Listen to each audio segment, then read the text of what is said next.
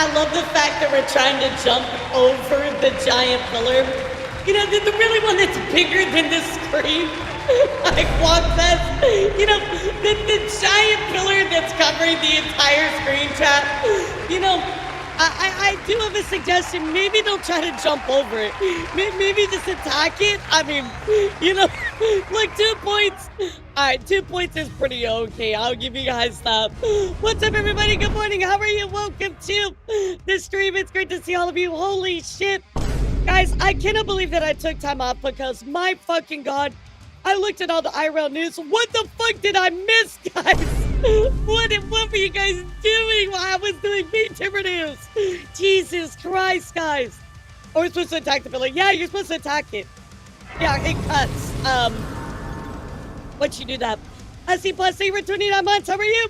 Like them to see what's up. I know, I feel like I haven't talked to so many of you people because I've just been so busy with everything going on with like news going down and then like IRL news stuff, and I've been so busy like getting my news back together. But guys, the storm is finally over. Holy shit, I am caught up on all of our news. I'm ready to do a report today, and we are gonna be all caught up. Yeah, the museum theft, that was wild. Also, what is it called? Collargate? Yeah, Collargate, we're gonna talk about that today. We're also gonna continue our conversation about all the shittiness surrounding Twitchcon, and of course Imru and all the stuff that she had to deal with. So pretty crazy stuff out there, chat. I cannot believe how much has been going down. So 2 museum thefts. I saw the meme they made out of it. It was really funny. I tripped over a box of Kleenex last night, and I really hurt myself, but it turns out it was just tissue deep. Oh, brother, this guy No. stinks. Boo this man. Boo this man, chat. Did you know that koalas literally have smooth brains? They'll need a lot of brain power in order to eat eucalyptus. I mean, I thought they were really mean, though. Are koalas, like, actually, like, kind of mean, though? I'm, like, 99% sure they just, like, come down here and, like...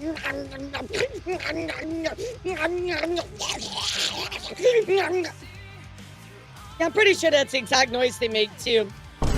So much drama, Day Clays. Yeah, it's rough. We're gonna look at all that today. I have so many things to share with you guys.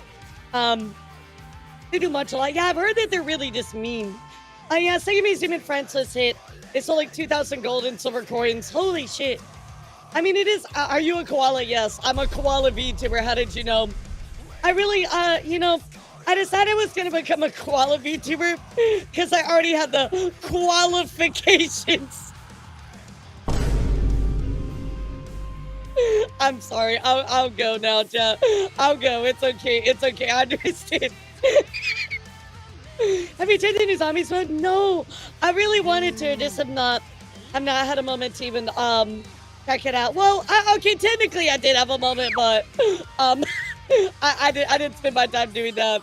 No, honestly, what I've really been spending my time doing. So yesterday, I don't know if you guys know this. Yeah, there's a kick streamer that attacked a child. Actually blinded them in one eye. We're gonna talk about that. I kind of had some last minute stuff to do yesterday, so it took a lot of my free time that I kind of wasn't expecting, but that was okay. I kind of had to move some stuff around, and that is because, chat, I'm actually in a concert that Riki is hosting. It's called the Summoning Tour. So I kind of had to do some last minute stuff in regards to that. So yeah, he blinded a child. Yeah, we're gonna take a look at that. It's horrible. I mean, look, it's cake streamers. Do you really expect any less?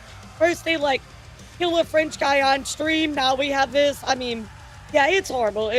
So we will certainly take a look at it. But yeah. So anyway, Riki is doing a concert. It's called the Summoning Tour. So I had some last minute stuff I had to do yesterday to get ready for that and all that, but you will get to see me play some more guitar, chat. I'm very excited. I'm getting a new guitar. Not IRL. No, I can't afford that shit. I'm getting a new digital guitar. At least the French government is pressing charges. Yep. I didn't see that. I'll mention that today in my news as well, but I think it's not a good place to wish Twitch to make them look good, almost by comparison. I mean, honestly, I hate to say this, but I feel like if we had KitCon would be a lot safer than fucking TwitchCon. Don't you think, chat? Does it gin? No, it does not gin. How much an IRL guitar be for you? Well, let me see. If I wanted another, like a new guitar, right? If I wanted a new guitar, like a good one, right? I would want a PRS. And this PRS goes for about $900. It's at $900. But there's a specific one that I want. It's really, really pretty. It's really, really, really, really, really pretty. Let me see if I can find a picture of it.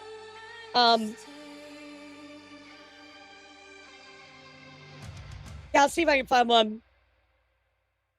It's so pretty though. You guys have seen, you'll be like, oh my god, it's gorgeous. Yeah, here's a picture of it. Let me download it. You can see it.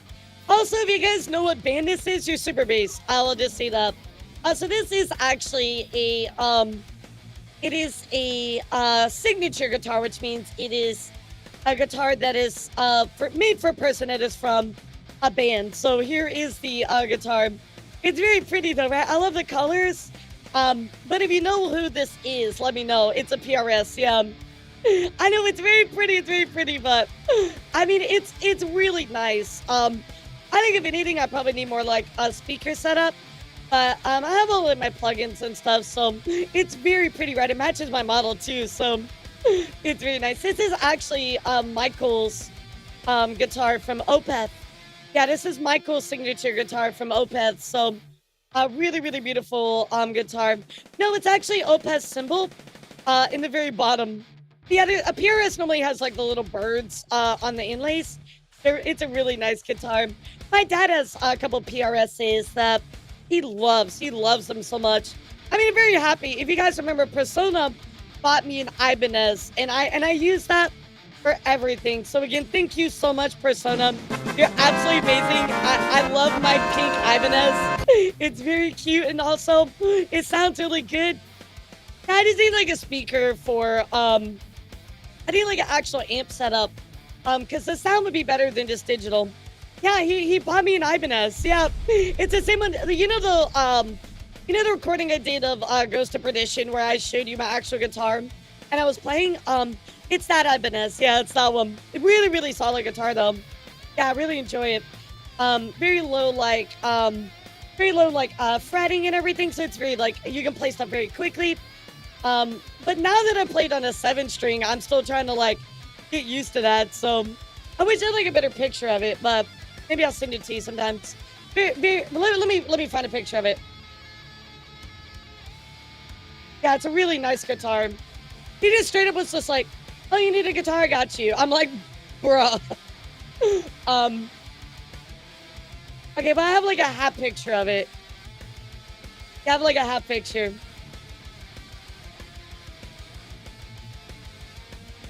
This right here. It's very pretty though. Like it's actually like sparkly. So if you actually like shine it in the light, it's very, very pretty. Yeah, very, very, very, very, very pretty. How's your day going? It's good. I actually woke up. I had a very nice breakfast. I did have to get up kind of early, but other than that, everything was pretty good. So I'm a little tired. So I think after stream today, I'm gonna try to take it easy because I've just been like, man, I've been burning the candle at both ends. So I'm gonna try to get a little bit of a break here very soon. But how are you guys today? What's up? You must not realize how cute you are. Oh, I know, Canoe. I'm cute as fuck. What are you talking about? Guys, Elara didn't make it. Didn't make it on the last. What do you mean? You were so early. Yeah, well, like I had to go through all the rest of the news, but I got most of it done last night, so just kind of split it up. But yeah, now really what took a lot of my time was getting all this news together, and of course going through the Cinder document, which took forever. So, oh my god, I've kind of been like. Last night I was perusing on Twitter, which I don't really do that often because I don't really just have the time, right? But I was perusing through Twitter, and a lot of people are just being really, really like mean about the whole like Cinder thing, right? I understand that. I understand that people might feel differently than you, right? Like for me, like I don't want to mess with Cinder. I don't think that her document was a good proof of her growing, but that's my opinion, right? Like, I don't have anything against you if you do, but I'm seeing people cause intentional divisiveness, right? So it's like, oh, well, if you don't agree with that Cinder is innocent, then I'm just gonna block you. And it's like, that is not what we need to be doing, guys. Like, you realize that you can have a different opinion, and that's okay. I know, wild, right, chat? But it is okay to have a different opinion, right? Like, although I have a hard time empathizing why you would want to continue supporting her, that doesn't mean that I judge you for it, right? I just don't really get why people do that. What's up, Mira? How are you? Just let me get a see on Twitter, but then again, it's Twitter, so you know, what did I expect? Yeah, disagreeing with me is bad faith. Yeah, people were saying, remember people were saying that on YouTube. I'm like, bro, just because I disagree with you doesn't mean I'm like biased about something or in like, you know, bad faith or anything. It's just my opinion's different. Yeah, I mean, she's gonna do fine, you know, like, she's gonna be fine. You know, it's up to you, whether you want to support her or not. It's not like she went and like murdered somebody or doxed somebody. They just but you know, actually, I'll be real. This whole Ninja Sanji news that just came out, I gotta look into that. I literally saw it. I saw it like come out, and I'm like, what the fuck is going on? So I gotta do my research in that one. Yeah, it looks pretty crazy. So you guys have to tell me what's going on with that, because again, I just have not looked into it at all. No, but you know how I do. I wait 48 hours for everything to come out, and then report on it. So that was good timing for me, because I'm just like, all right, yeah, we'll just cover it Sunday. But yeah, it wasn't like Cinder did anything that was like a door level, right? I think that was definitely like certainly one of the worst things we've seen in a long time. Or also that manager guy that stole all that money. Shino, that guy was pretty bad too. He just thought he does not properly vet its talents. Oh, well, we already knew that even before Daniel. Like, you know what I mean? I looked into briefly the docs for short, but it's just why. Apparently, it's just a lot of kind of like personal, like basically like they have like drama, and ultimately somebody got doxxed from it, right? Which is crazy, by the way. You should not be doxing somebody over something like that. That's wild. So I guess we're gonna have to look into that. Ninja Sanji betting in the same sentence, crazy. Yeah, it is Ninja Sanji after I don't know. I just anything with Ninja Sanji. I just like it's kind of sad because I constantly look to them to get updates from news, and all of it's just like it's just bad. Like I wish I had more good things to report on, but I don't.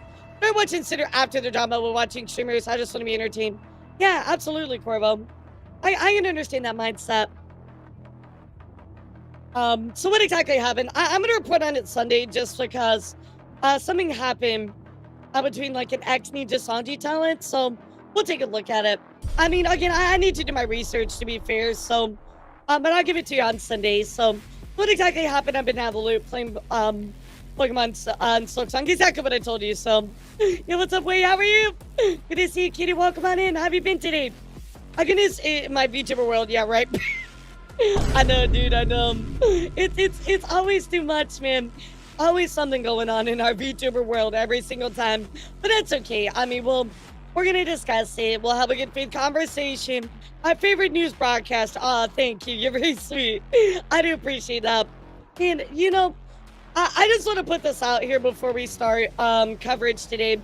Being a news like broadcaster type VTuber, and sometimes it is hard. People misrepresent your intentions a lot. It's kind of sad. I really hate that. Such a weird high school BS situation to somehow wound up in alleged doxing. Oh wait, so they didn't actually dox or alleged? Man, I gotta look into it. I just saw people were talking about somebody got doxed, and I'm like, wait, what the fuck? This is why I wait 48 hours. Yeah, this is why I wait 48 hours to cover everything. Because I'm like, yeah, you know, I want everything to come out before I like really get into it. I still don't know. Ah, shit. All right. We'll take a look into it. Because I don't like to be rash with a lot of my statements. Especially VTuber news, right? Because you say one thing wrong, people are just like... You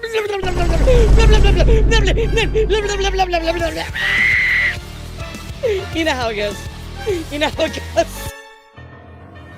There's a lot that they doxed and didn't dox, and I just lost the spoons. Well, I mean, the fact that they doxed at all is problematic, right? It's so primary school, secondary school beef. I see. All right, well, I'll definitely take a look into it. So, I mean, look, we got through the Cinder stuff, so we can get through anything, right? Yeah, we can get through the Cinder doc. We can get through anything. I will say this, though.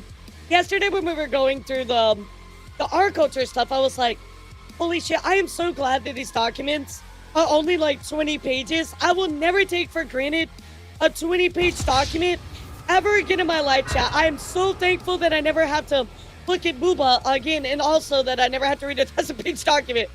Chat, before we dive into our news today, we need to talk about a fucking travesty. Alright, so I have something I need to. Yo, Do Viper, thank you for subscribing. I appreciate you. We are in the middle of a subathon. Very small subathon, only 315 days. So I do appreciate your sub. Thank you so much. Dumpster fire. Oh, it's an absolute dumpster fire. But chat, I want to show you something today that I just, I'm really upset by. And we need to talk about it. It's not okay, chat. It's not okay. List of VTubers with boobs bigger than their head. And you know what, chat? You know what?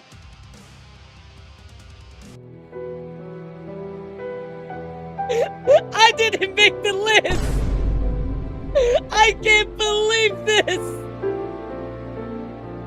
They excluded me, chat. They excluded me. I can't believe this, chat. Send a letter to your congressional member. Send it to the governor. Send it to your closest representative. This is a travesty. This is bullshit. I demand to be on this list. Oh my god, it's so funny though. Okay, it's actually kind of funny. Although the fact that Abyss is on here is amazing. I love Abyss so much. I can't believe it, chat. I mean, look. Are my boobs bigger than my head? Look at my boobs, chat. Are they bigger than my head? They're definitely bigger than my head, right? Look, they're clearly, look at the comparison. They're clearly bigger than my head. And they're just excluding me from their list. I can't believe this. You know how to do Anarchy, what's up? Wow, I'm gonna be messaging them directly. How can they do this? How can they do this to me, chat? That is so sad. Can we get 500 gifted subs? Fuck. Then they need to get at the. I'm literally so sad. I'm crying about it again. No. We need to send a strongly worded letter to Hollywood. Time for another 1K dossier on how this list is inaccurate. Yeah, you're right. You know what? 1,000-page Google Doc, Keith. I agree with that. About the same, to be honest. But no, like together. Like, look, like together. They're definitely bigger than my head. Look at it. Look. You can clearly see, chat. They are definitely bigger than my head. Come on. We write it done. I just want to thank you for the hype train. I also just want to say, I really love, I mean, I can't make them bigger. I really love my new boobas. Type in Nez absolutely cooked. I feel like my new boobas are way better than my old boobas. Cat, which boobas do you like? Do you like my new boobas or my old boobas? I arrived just in time for Bongo Cat Booba. I know you won. And now he's gone. Way to go. New buzz. New buzz. Yeah, exactly. New buzz, chat. New buzz. Hey, they're definitely bigger.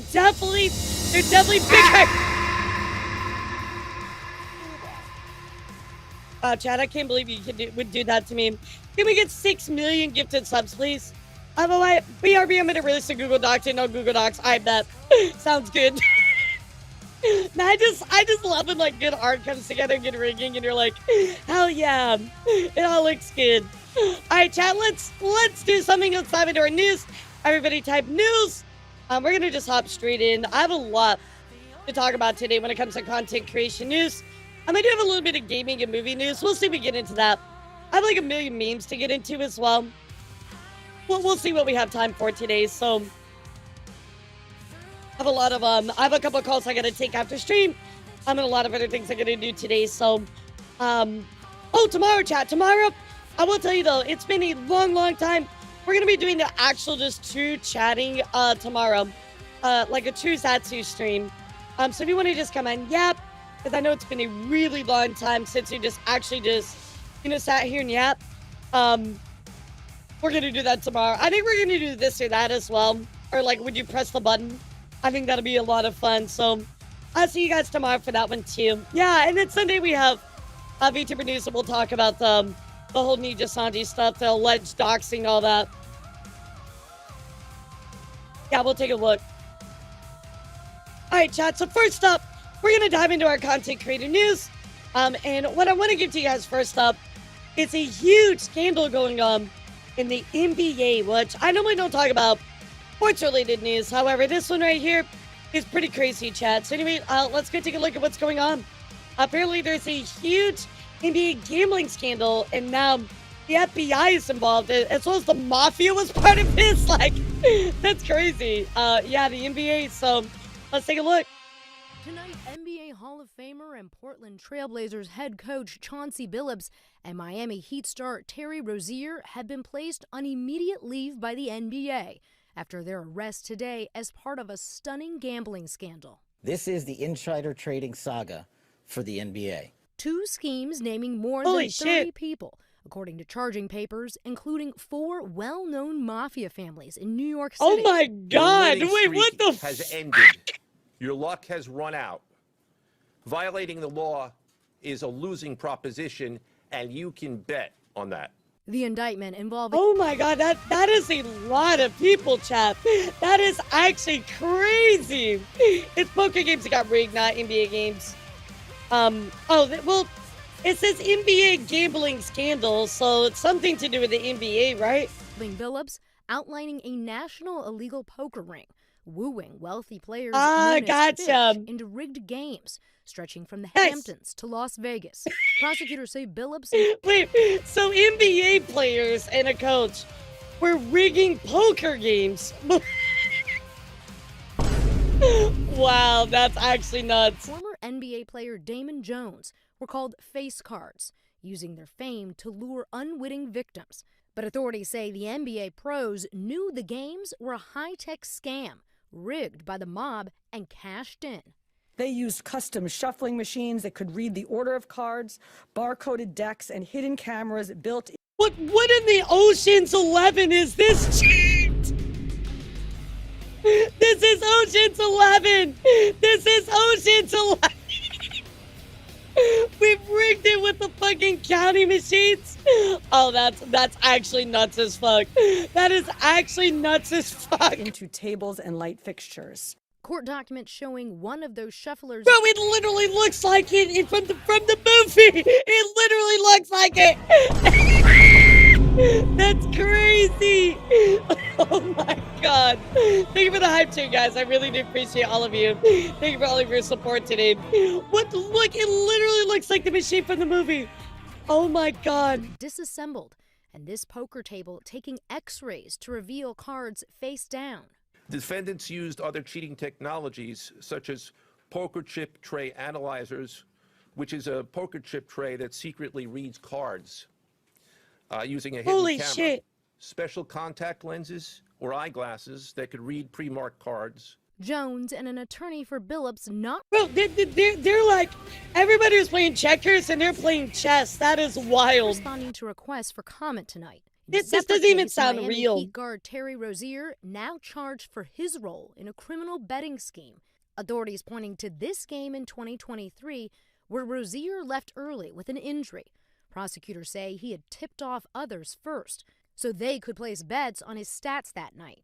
They placed wagers on What? unders on players to score less, rebound less, assist less, using information that was not yet public. Rozier Bro, this is like Darby from JoJo. Like, actually. What the fuck? This does not feel real. I cannot believe exited this. the game after just 9 minutes, and those bets paid out, generating tens of thousands of dollars in profit. The proceeds were later delivered to his home, where the group counted their cash. Bro, what? You're already like a pro player, right? Like, you're already making a lot of money. Even if you're on the bench, right? Like, why do you need more money? You're doing fine. Holy shit. That is wild to me. it's always the people that like have everything that always fuck it up. Rozier's attorney tonight saying he believed the feds had cleared his client. They took his phone, downloaded everything, and at the end of the day, they said there's nothing to see here, so we're going to fight it. Laura joins us now live in studio, and Laura, we're talking about a lot of cash here. And Tom, the poker scheme alone raked in so much cash that the victims suffered $7.1 million in losses. One victim alone, Jesus Christ. $1.8 million in losses, a huge amount of cash. All right, Laura Jarrett leading us off here. Laura, we thank you. $7 million that all of those people lost. That is actually fucking insane. So that is what's currently going on. Of course, with this NBA gambling scandal. Insane, chat. Insane. So I'll certainly keep you up to date if there's more to talk about. This really just went down. So very, very crazy. In other news, again, I am going to be a little late to certain stuff, but, you know, I figure it's worth mentioning. So first up, Diddy. That is right. Diddy was actually sentenced to 4 years and 2 months in prison for all of his crimes. This happened back earlier this month. Of course, it was a big news story. I'm surprised he only got that much considering what he did. Pretty crazy. Also, speaking of lawsuits, guys, Drake, actually, his lawsuit against UNG over Kendrick Lamar's Not Like Us was dismissed. Not to the surprise of anybody, right? Yeah, I was going to say, not to the surprise of anybody. Basically, this was just like, boo-hoo, wah-wah, ambulance, like, kind of lawsuit, and ultimately was thrown out, so... Yeah, it seems like it was rigged from the start. It's not a long sentence. That's why I'm like, that's crazy. So, of course, chat, with Drake as well, this one did get thrown out.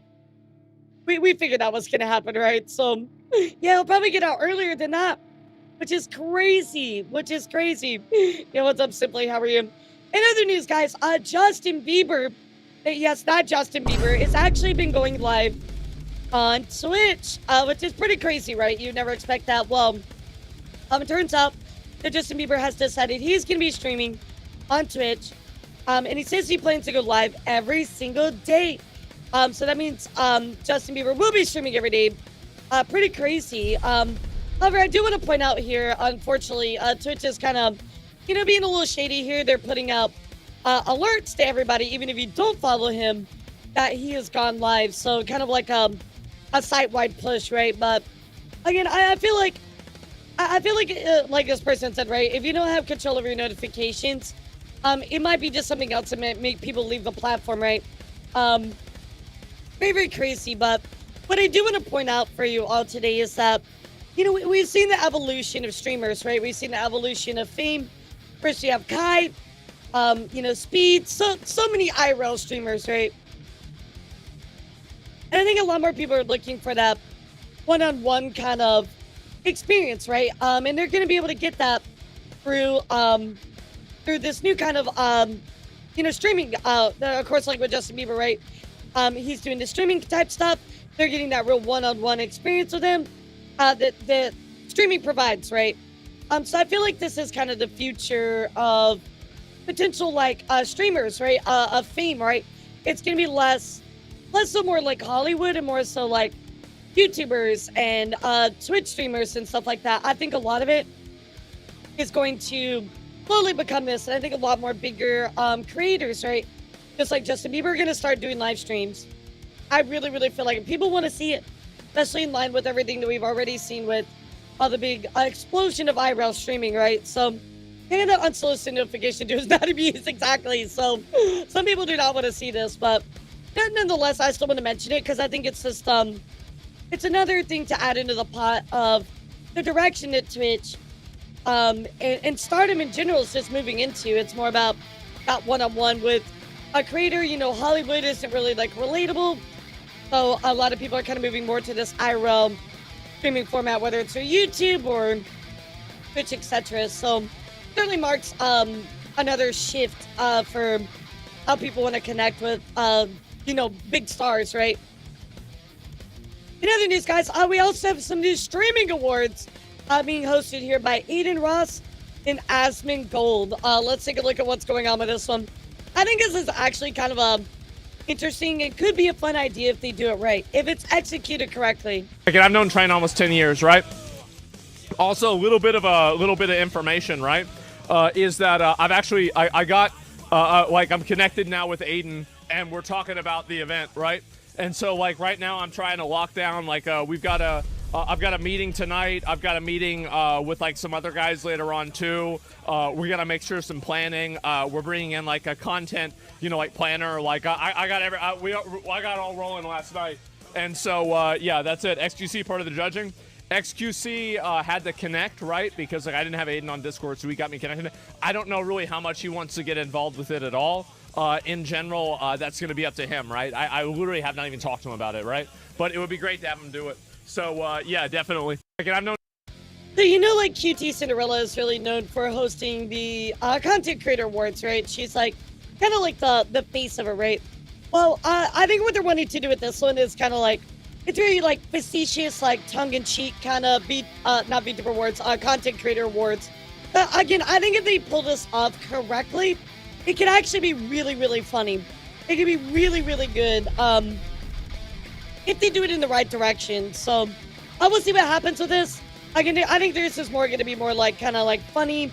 Be like, oh, like the most like the streamer with the most view bots, like stuff like that, right? Like just again like more comedic. So I think that could be pretty interesting. We'll see what happens. Yeah, it's like the Razzies, right? Like the shitty like movie awards, right? So we'll see what happens with it ultimately. Coming up as well, guys, speaking of what's coming up, Speed is actually announcing he's going to be doing a tour in Africa during December, including plans for a New Year's stream. So we've been wondering where he's going to be going next. But there you go. So I don't think we got any plans for what's going on in November. He's probably going to just do his thing and then on December do a tour in Africa. So we'll see what's up with that, chat. Looks pretty cool.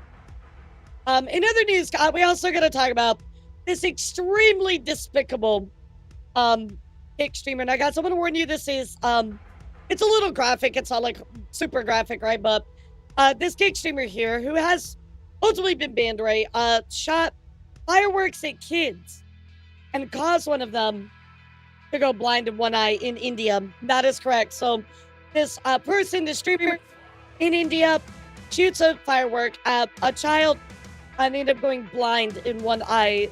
Absolutely horrible. Again, I will warn you, this isn't like mega graphic. It's just a little bit, but anyway, let's roll it.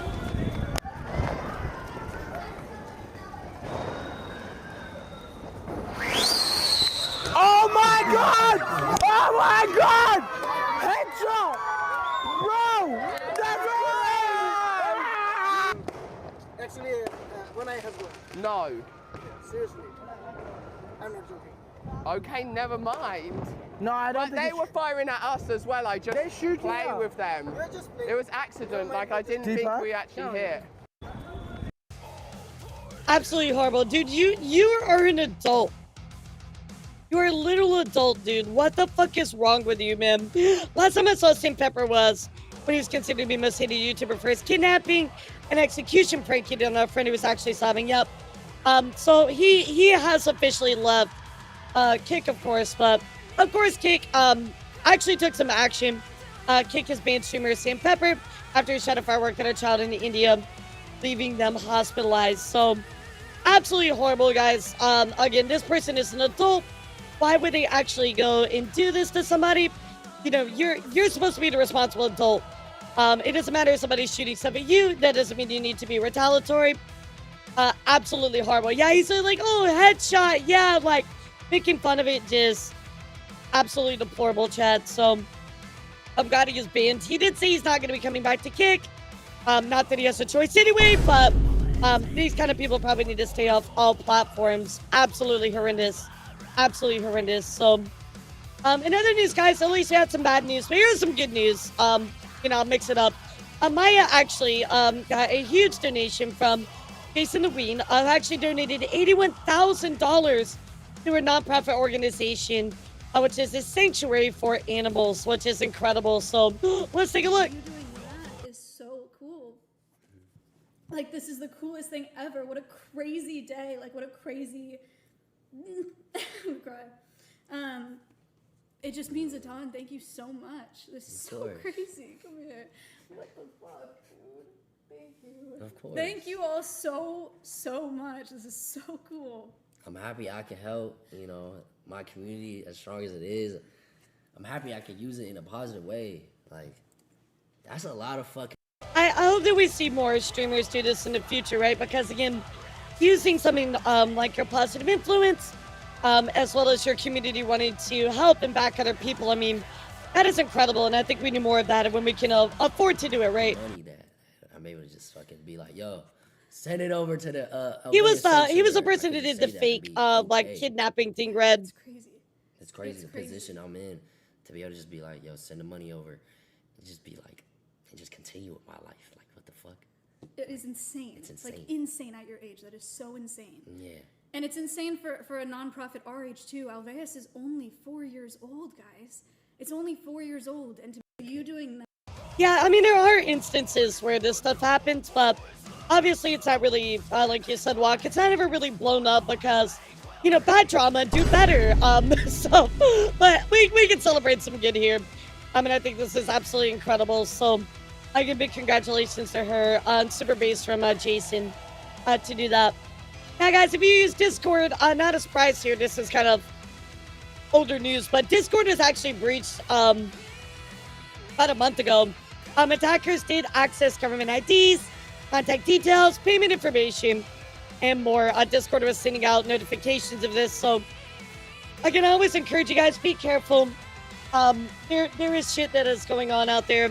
People are getting hacked all the time. Just be careful. Please be careful. Make sure that you keep your private information, you know, off the platform. Don't click on any sketchy links.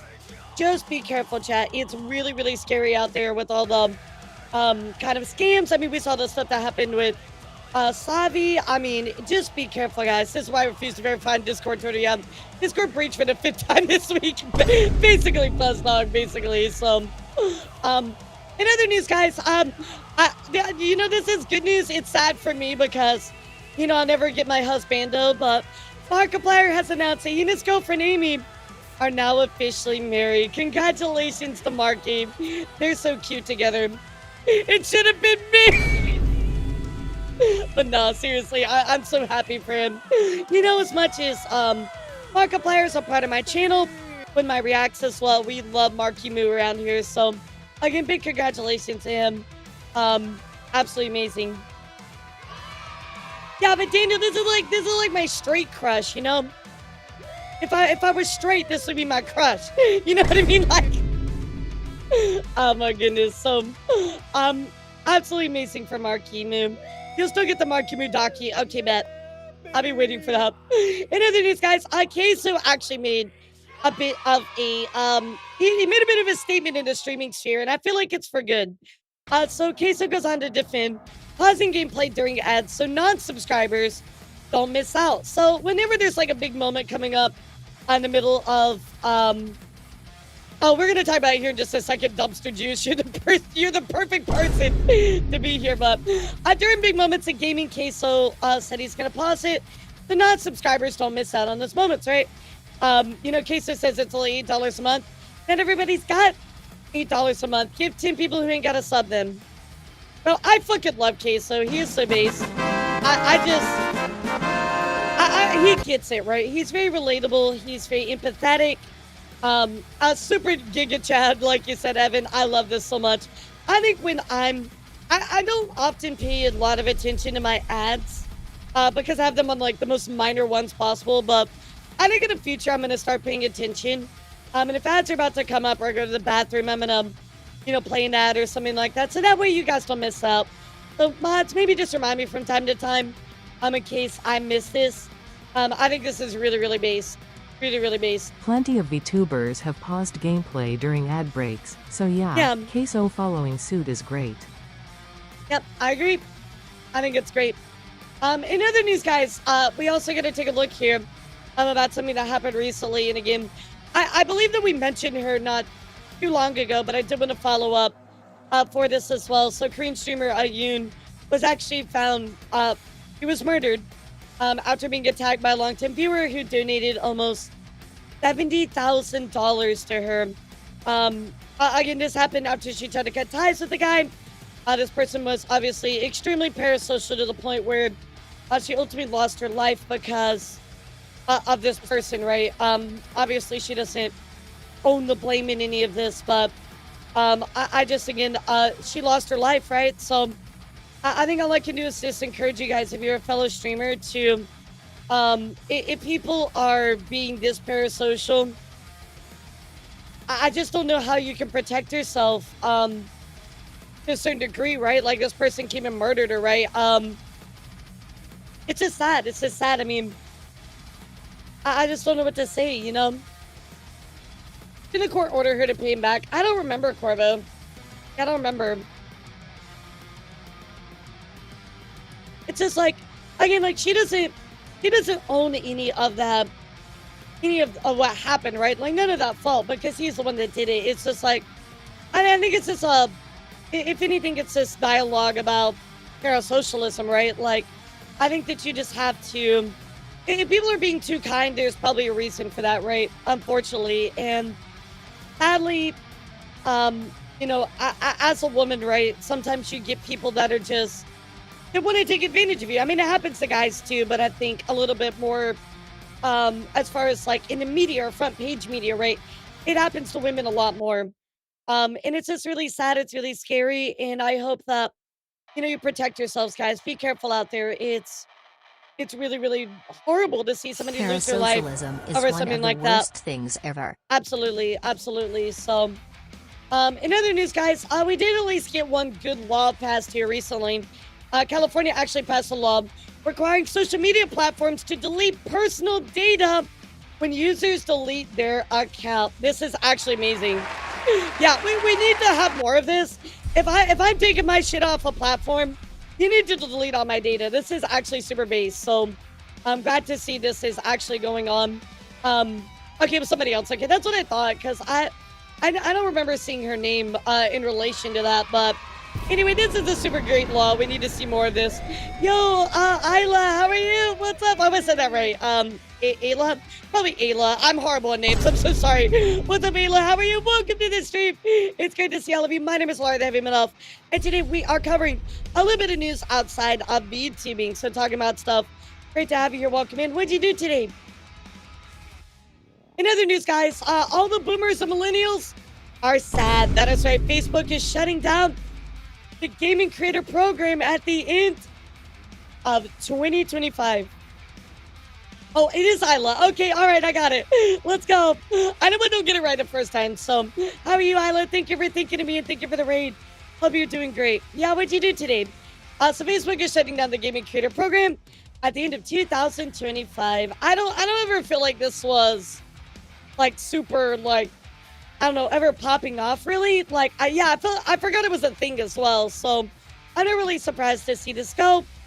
Thought I would at least inform you and let you know what was going on with it.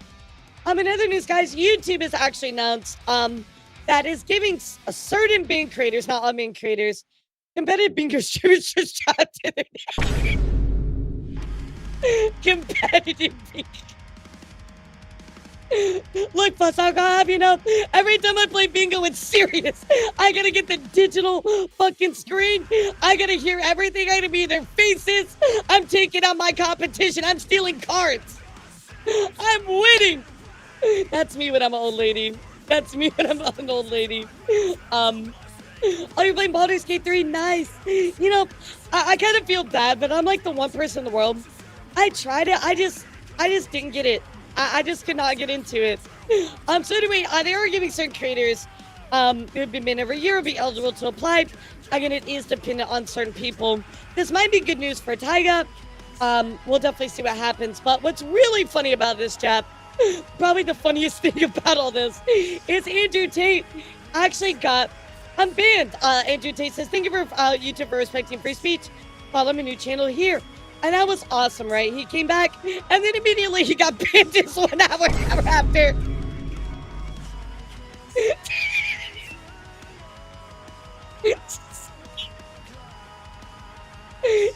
You can't make this shit up. Oh my god. This is my favorite thing to ever happen on the internet. It's like, thanks for respecting free speech, gets banned an hour later. Oh my god. I mean, you know he broke TOS somehow. You know he broke TOS somehow, so am I surprised by this? Absolutely not. Oh my god, that is so funny. Even Omni just like LMAO.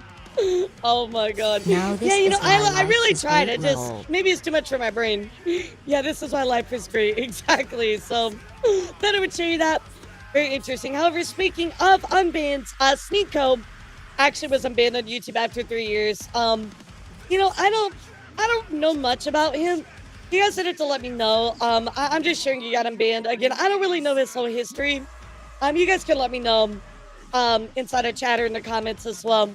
I would love to hear from all of you, of course, as always. So, in other news as well, guys, I don't know if you're familiar with this streamer here, but his name is HS Tiki Taki. Well, he was actually denied bail after crashing his $200,000 McLaren, but he actually was on the run for a year, chat. He's evading authorities after for a year after failing to appear in court. That is absolutely insane. So, you know, crashed his $200,000 McLaren, and he goes on a run for a year. Nico hates agent consent. Oh, it's that guy. Okay, all right. I remember that.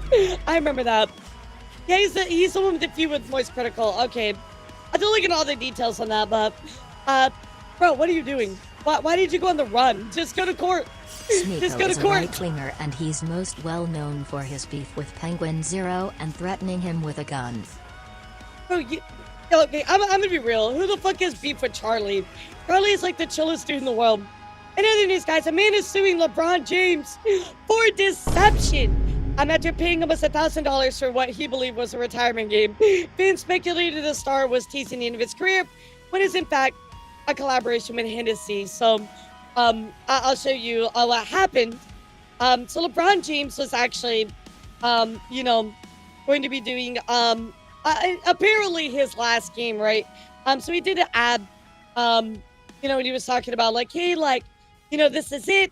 And so a lot of people were speculating that this was his final game. And so this person is like, oh, I bought a ticket, you know, to go see the show. Otherwise, I wouldn't have bought it. And because it wasn't actually his final, you know, game, he's suing him. Could be misogynistic that hates agent consent once if Andrew Tate's chair. Nice. I believe that. Imagine taking everything so literally. You're gonna sue somebody over that. I mean, this is crazy, dude. This is crazy. So, nice try. You didn't give me. In other news, guys, not a surprise here, but Roblox has not been willing to do a camera interview with Chris Hansen. Of course, you know, Chris and Schlepp have been working together on a lot of stuff that is going on with Roblox, trying to find out more information. And of course, they're working on exposing a lot of the predators on the gaming platform. We talked about this in great detail before. What the fuck is my face? We talked about this in great detail before. Well, it doesn't look like Roblox wants anything to do with Chris Hansen. Let's take a look what he has to say. Roblox is so far refusing to participate on camera in the investigation I'm doing. Well, I mean, are you surprised by that, though, chap? Of course, they want to keep this stuff hidden. They don't want to interview with him. Predators exploiting children on its platform. That's right. After weeks of phone calls, Zoom calls, emails, Roblox has said it will give me background information to help me in my story, and it will give me a pre-prepared interview where yes, that was Schlepp. They actually banned Schlepp from their platform. Its own executive, the questions they want to answer. I mean, like, this way it's solved. Most people be like, well, yeah, of course they don't want to, but you gotta understand the context behind it, right? Like, they're banning somebody that outed PDFs on their platform. So now Chris Hansen is involved in it. He's trying to get answers from them, and they're avoiding that as well. It's just all around, it's a bad look. It's a bad look. But so far, they won't sit down with me and answer my questions. And I pressed a Roblox spokesperson about this. Why? Why would you not just sit down and have a conversation? And he told me it's because this whole thing made me glad I never wanted to play Roblox as a kid. I've even told the customers I need at to my rewind this store, part, but my boss, and my stepsister to not let their kids playing it because of the absolutely, thread problem absolutely. and It feels like they're Roblox hiding letting more. them do it. Exactly, Isla. Exactly. So listen to this, chap. This is the reason why they won't do it with him. It's because I've interviewed Schlepp, the advocate, who himself has one time been victimized on Roblox. So, because he talked to Schlepp, oh, you're guilty by association. We can't talk to you. Sorry. You can't make this shit up. Now been avid about speaking out about needed reforms. And because I interviewed the Attorney General for the state of Louisiana, who is suing Roblox because she feels the company hasn't done enough to protect children. So they don't like who I've interviewed, so they're going to refuse to be interviewed. And now this puts me in a position of having to consider a spontaneous, unscheduled interview because I think it's that important to hold Roblox accountable and for the company to answer my questions. In the meantime, we have released an episode of my podcast, Have a Seat with Chris Hansen, that encompasses a recent panel discussion at CrimeCon with Schlepp, one of his lawyers, and an investigator with the Marion County Sheriff's Office who's been looking at a number of cases involving Roblox. You can check it out anywhere you get your podcasts, as well as on my YouTube channel, Have a Seat with Chris Hansen. We'll have much more on this. We're on the home stretch. That's Chris Hansen. Yep. To do. Oh my God, I saw him when he was younger. He is very attractive. He's hot. I'm like, oh my goodness. Anyway, speaking of Chris Hansen, yeah, he is definitely going all out on Roblox, and honestly good. I mean, the way they try to sweep everything under the rug, the way that they do not support any of their creators, the way that they just got rid of Schlepp. I mean, it was horrible. So I'm really glad that this is continuing to be an ongoing issue that is being addressed. So that is obviously a really good thing. However, Chad, of course, talking more about Roblox here. Iraq actually ended up banning Roblox. That is right. Roblox is not even able to be accessed in Iraq. They're just like straight up, no, this ain't happening. On top of that, too, now the Florida Attorney General, James, has issued a criminal subpoena to Roblox due to child safety concerns. So now we have California, I believe California, if I remember right, Louisiana, and of course, now Florida, all going after Roblox due to these child safety concerns. I think that is incredible. Hold them accountable for what they've done. We like to see this. We like to see this. So anyway, there you go, chat. That is all I got for you about Roblox today. However, I know we talked about this a little bit earlier about I was very much in this news story when it happened, right?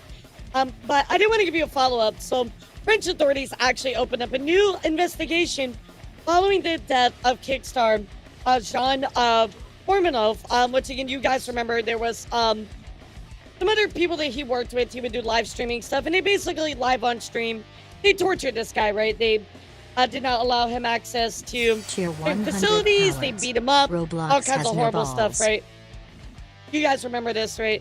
Ultimately, they were found to not be at fault, or at least the mom was saying they weren't at fault, right? Well, luckily, it does look like there was a new channel that has moved to Twitch. The alleged tormentors moved over to Twitch, and the new channel is called OGK Decoy, and they've been accused of continuing to stage violence and humiliation. So French authorities have opened up a new investigation following that. I think that's absolutely incredible. I'm really glad to see that. I felt like how this ended originally was not good. So I hope the French authorities do come to the inevitable conclusion that we all know to be the truth, right? In other news, guys, you know who holds on to your money, right, chat? You bank with Wells Fargo. You bank with I don't know, Citi. Well, guess what, chat? Now you can bank with Mr. Beast. Mr. Beast has filed a trademark for a banking app called Mr. Beast Financial. The app would include services like online banking, investment management, and crypto exchange tools. Oh, thank goodness. Now I can put my trust in Mr. Beast. But it feels so dystopian. Like, you know what I mean? Like, Mr. Beast is in charge of my bank account. I don't like that. I don't like that. That feels weird. That feels really, really weird. However, I will say, Mr. Beast did bring up an interesting point the other day. Users will be randomly selected to compete in an obstacle course. Yeah, like... Oh my god, I got you. Hold on. I've chosen 20 people with less than $1 in their bank account to participate in my newest contest. If they win, they'll get $1 million, but the other 19 will die, literally. Sponsored by Mr. Beast Financial. That's crazy. You want your money caught through this pit of snakes. Oh my god. Mr. Beast would never rug pull his followers, right? Sign me up, I mean. Oh my god. So Mr. Beast did bring up a good point the other day that says when AI videos are just as good as normal videos, I wonder what that will do to YouTube and how it will affect the millions of creators currently making content for a living. Scary times. This is very true, right, chat? I'm sure you've seen the new Sora stuff that has been going around, and people have been doing some crazy realistic stuff with it. It's pretty scary, right? I mean, even OpenAI had to update its policies for copyrighted content in Sora after a wave of viral videos containing Japanese IP. I mean, a lot of you probably saw the videos that they were literally making like anime episodes with Sora. I mean, it was absolutely insane. So it's definitely something to certainly look at and kind of consider. I think it could be scary, right? I do think that some of it is funny, you know, there's memes and stuff like that. I think that's great.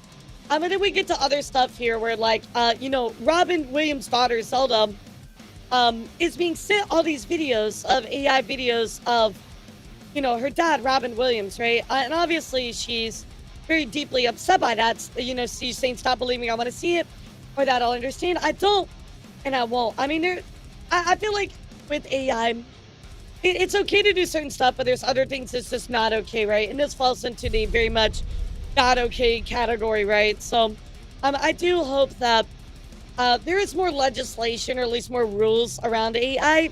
Thank you so much, Ira, in the future, because I just feel like once a person is gone, they're gone, right? Their imagery and their likeness and stuff like that should not really be used. Like they did with Stan Lee, right? That was weird. So I just really hope in the future they're just let people rest. Exactly, C4, let people rest. So very, very interesting. Yeah, not all AI is bad, but sadly, the way that people use it sometimes is what is problematic with it. Or obviously, like generative AI is not good as well. So now AI is a tool for medicine and certain technologies is great. It's a wonderful tool that can be helpful, but it is not always a good thing, right? So it's all about how you use it. It's a hammer, right? It's a tool. You can either build a house with your hammer, or you can, you know, attack somebody and hit them in the head with it, right? It's all about how you use the tool. And I think there needs to be more, you know, things in there, right? More laws, more legislation. But I need somebody smarter than me to actually put that into place. So, yeah, I'm pretty sure Robin Williams doesn't allow for his likeness to be used anyway. But I know with everybody in different estates, you know, it's a little different, right? So, anyway, let's talk about a little bit of news here going on within Twitch and, of course, other content platforms. And then we're going to dive into everything going on with Twitchcon, chat. So first up, I do want to talk about TikTok. TikTok actually launched a new creator program for musicians called Live Talent. Program includes gifts, access to music campaigns, a special profile badge, and other perks. So I think it's pretty cool. You know, musicians can actually perform, make money on TikTok. I think that's really nice. Personally, for me, I don't like streaming on TikTok, but you know, it might be something that even I do in the future. Maybe I'll play guitar stuff over on TikTok. So that's kind of nice. Also announced as part of TwitchCon as the new lead mod role. This is actually a role where this lead mod gets additional controls over moderation settings, which I feel like would be pretty good. You put somebody really trusted in charge, and they are able to, of course, you know, kind of be over the regular mods and do stuff more in line with what the streamer wants. And of course, the hammer will actually be the new icon for that. That was voted on by 63% of the chatters. So, yeah, so there's different tiers of mods as well, which I feel like is fine. I'm totally okay with that. I think that is, you know, more type of rollouts like that is always helpful. In other news as well, guys, Twitch did roll out new stuff for Path to Partner eligibility criteria. You can now track it much, much easier. So, of course, you get 6 streams. It shows that. It shows you what you're averaging across that and how close you are to actually reaching these goals and cutoffs. So I think this is nice. A little update. Again, we're not trying to take away from all the shitty stuff from TwitchCon, but they did announce at least a couple new things as well. They did also announce, of course, auto clips that will automatically create clips of your live stream. Apparently, some people were testing this at TwitchCon. It went really, really well. A lot of people had a lot of high praise for this. But yeah, people like maybe Toomsy, Aya, Kinro, those would be the 3 people that I would put as head mod. So really, really cool to see overall. I think this is great. Wonderful, wonderful update. And a lot of people had a lot of praise for it as well. Of course, chat, we do also have brand new Twitch ambassadors, 15 of them. And here are all of them. They just got announced, of course. Pia, very excited for her to, of course, reach up. Amazing, amazing goal of becoming a Twitch ambassador. However, what kind of does suck about this is this came at a horrible time because, really bad at the start because basically an excitement or rapid chat movement would trigger. Gotcha. Yeah, I mean, it makes sense. Well, really bad timing though, unfortunately, with all the horrible things going on with TwitchCon. So sadly, I hope that these folks are not being targeted by any hate. I just really hope that they are, able to make positive change and influence, especially right now, because we need that more than anything. We really, really need that more than anything right now.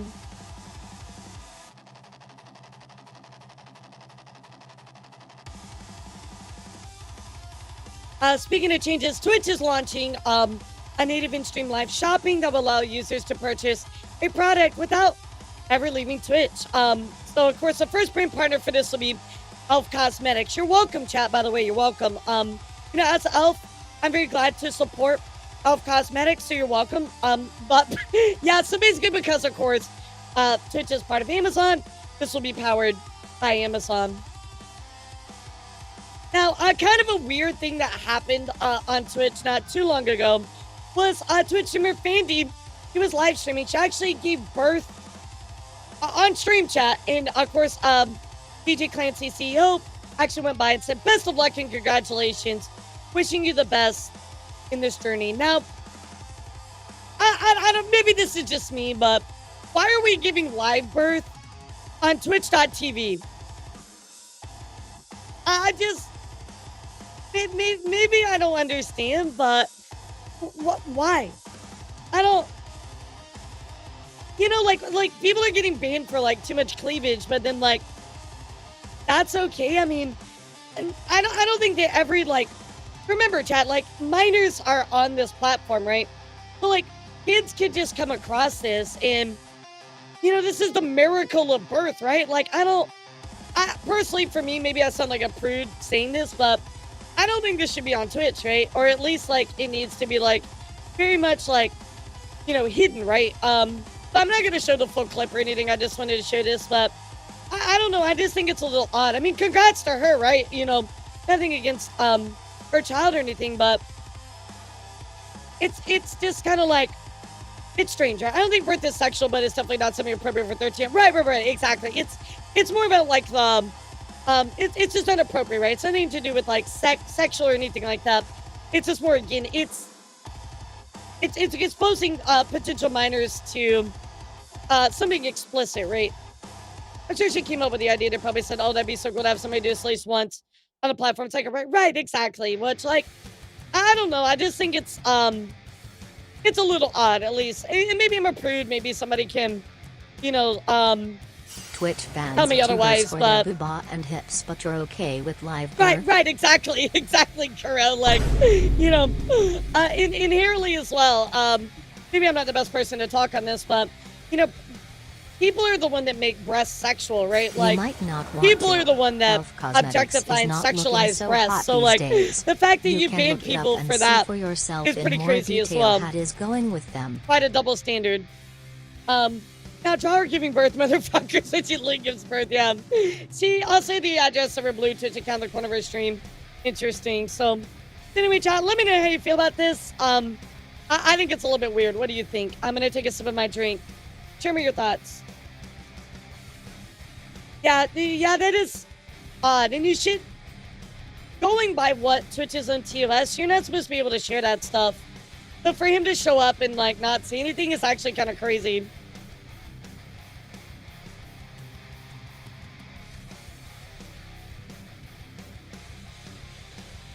There's also some jokes that conception and birth both probably happened live due to her other content. Oh, gotcha. Oh, that's crazy. I'm legit face palming right now. It's weird to me, but again, I'd be open to discussing it. Chris being sexual as a result of biological urges, technically correct, but it's a bit more nuanced.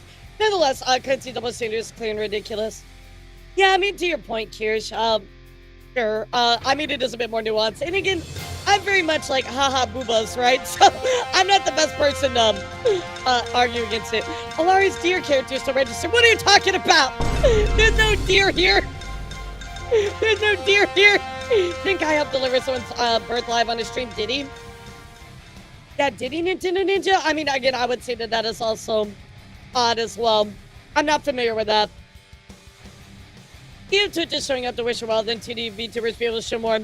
I'll maybe care more about streamers at Twitchcon. Absolutely. Again, I think the biggest thing about this is just, I don't think giving birth is sexual. No, it's not. Absolutely not. It's not sexually. It's just, it's explicit. You know, it's grody. You know what I mean? Like, I thought the child signed a consent form. They don't have to sign a consent form, but nonetheless, can we see live stream surgery? Yeah, that's a good point. Like, I don't think you can live stream surgery, right? It's just like because of like gore and stuff like that. That's okay if this is, right? Yeah, I don't think you can though. I just think it's too explicit, right? I think like a minor being exposed to that is kind of like, you know what I mean? So, anyway, chat, thank you for sharing your thoughts. Again, I'd be open to more of a conversation if you felt really strongly the other way about it. I just think it's a little weird. So, yeah, exactly. It's just explicit and inappropriate. Yeah, exactly. Like, if you've seen actual surgery take place, it's wild. So to see that, like, on Twitch, I don't think that would be within TOS. I mean, imagine, like, okay, so today we're going to cut open a person's ball sack. You know what I mean? Like, and then all the guys in chat are like, all right, let me pop this eyeball for you. No, Kirsch, we're going to cover that on Sunday. Here just in case it comes to it, they can't keep getting away with this every TwitchCon. Something wild always goes on. I love everybody's just like, I don't know, that was the first thing I thought of. So anyway, chat, want to talk about it. In my opinion, it's just kind of weird. Definitely double standard with the platform. So anyway, let's continue. So, DJ Clancy actually, against CEO, I'm just going to say Dan Clancy, right? Dan Clancy actually recently opted to do an IRL donation instead of gifting too many subs so that Twitch doesn't take a cut. I mean, I think it's a good thing, right? Because he understands that Twitch takes a cut, but also, like, kind of isn't that, like, talking shit about your platform at the same time? Like, you would figure that he would be like, oh yeah, like, you want to sub because you get benefits and stuff like that. I mean, I guess this is good because the streamer is getting more of a cut. It's just not what I expected, right? Oh, if you give 20 subs? Yeah, I'll do that. No, you don't have... Yeah, I'm going to do that. You don't there have... we go, DEFCON. Aw. I'm going to get... Actually, no. I'm going to do better than gifting 20 subs. Okay? This will be better 100. because if I gift 20 subs, then Twitch takes some of it. So true. Okay? Oh my God, stop it. So, God. this is for the live learn. There you go. There we go. God. There we go, DEFCON. No, there you go. Okay? And that way she gets it all. Wait, that's okay? so funny. That way she gets it all. Oh my there God. we go. Okay? Oh my God, wait, that's so funny. I'm never gonna spend this. Oh, Very, very interesting. So at least he is acknowledging that Twitch takes a cut. Not something I expected from him, I'm not gonna lie, but I mean, if you are gonna, send money, guys, that 100% is the best way.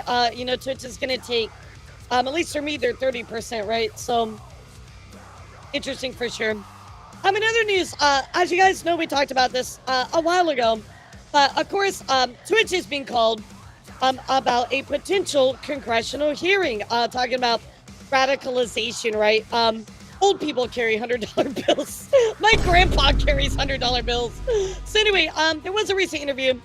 Dan Clancy said he's actually not too worried about this potential congressional hearing, and that Twitch does not have a radicalization problem. So let's go take a look at what happened. That you guys got dragged into that when it was like sort of following the Charlie Kirk shooting. There didn't seem to be any connection. There's no connection. I think it's purely what I'll call is company association. They need some number of N people. If you did a cluster of companies that, end up having users that overlap, and you had Reddit and Discord and Steam, and you say, tell me the fourth company, and you can't mention one of the big ones because you have to have balance. You can't mention X or Facebook or YouTube. Then it's like, well, what's the fourth? So it's proximity. I don't think, to me, I'm not that worried about it, because I think, he had no experience. We do not have this problem of radicalization on Twitch. It's a public forum. We don't have these private groups. One way to think of it is, if you really view the I think one thing to consider is that from like a broader perspective of everybody in Twitch, right? I don't think that there's like a giant like radicalization going on Twitch, but I do think that there are people on the platform that are problematic that do need to be addressed. This from a honest and sincere perspective, these things are trying to get information, and to be honest, they probably don't know that much about Twitch. Yeah. Right? They're not Twitch users. So I feel really good that we have, in terms of them trying to understand this landscape. Yeah, I think saying like, oh, we don't have any like radicalized people or any problematic people. Bro, you're just straight lying. There are problematic people on Twitch. We know this, right? There are a few names that I see you guys typing that I would point to as well. You know what I mean? Like, however, I'll let this finish and I'll share one more thought. But I think that it's wrong to ignore the fact that these people have, to your point, very large platforms, right? Large viewer bases, and the influence that they have on people, right? So ignoring that is just irresponsible. They'll realize, oh, Twitch doesn't really fit with these other ones. Yeah. I mean, I feel like we're talking about a group of lawmakers that probably don't know how to turn their computers on, so I don't know how familiar they are with Twitch. I mean, it seems like if you gift. So again, chat, I feel like while it's like the whole platform, not everybody is like radicalized or, there's like this giant problem of it. There are people that are doing these types of behaviors that do need to be addressed, right? Is it considered majority? I mean, at least in my perception, I don't think so. Maybe I'm wrong. Maybe I'm entirely wrong on that. This is just my perception of it. But I don't feel like this is like, a generalized problem. But I do think that there are individuals that are doing this stuff that need to be addressed. Absolutely. And I think it's irresponsible to, if you're going to pretend otherwise, that's just irresponsible.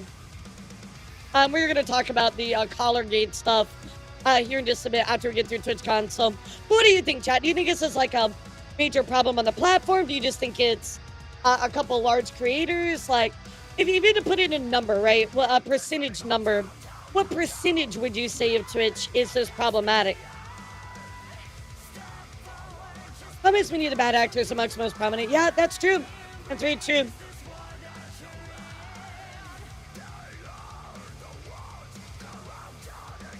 %. Yeah, I think like 10 to 15% is what I would say, which is a chunk, right? If we have a CEO that doesn't really view a lot of these for the seriousness it deserves, then now we've been in hot water for quite a bit. Well, Sigma, I'm also going to show you how serious he treated the Imaru situation. Spoiler alert, he didn't. He didn't. Creator-wise. So, in other news, guys, I do want to take a look here about what Zach said. Now, Zach is a prominent reporter when it comes to Twitch and content creator news, right? He's a really, really great person to look to as a news source. I mean, you guys can probably see up here how many I've referenced Zach. I mean, Zach. I look at Zach stuff a lot when it comes to Twitch because he's reputable and he's on top of it, right? So anyway, Zach recently talked about the future direction of Twitch. And he kind of left some notes about it. And I think it's a really good listen. So let's see what he had to say. What's up, Clapper? What's up, JW? How are you? So let's start things up with Dan Clancy being announced, coming out looking like he just woke up and doesn't really know where he is. Welcome. He literally does look like he just woke up. To TwitchCon. Like, so one thing I want to point out, right? Like, I know that Twitch is a little bit more relaxed. Don't get me wrong.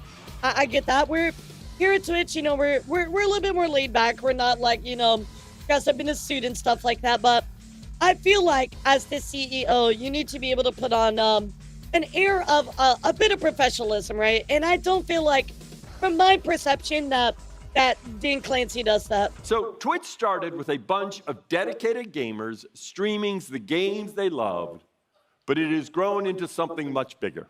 Kai Cenat, Selena Gomez, Ed Sheeran, Snoop Dogg, Kim Kardashian, Zerator's latest Z event broke the record. Max are evolving the way music is created. Artists like Quavo and Lil Yachty. Squeezy is turning Formula Racing into a creator-driven sport. Kings League is changing the game of soccer. Ibai's Lavalada Del Año broke yet another Twitch record. Now Twitch is also attracting musicians, athletes, entertainers, and other celebrities. Stud Buds, WNBA with Shiloh and Shador Sanders, Fred Again's new album, Ice Spice, Paris Fashion Week, the Olympic gold medalist Sunisa Lee, and Spanish artist BB Trick. And Drewski did a live reunion.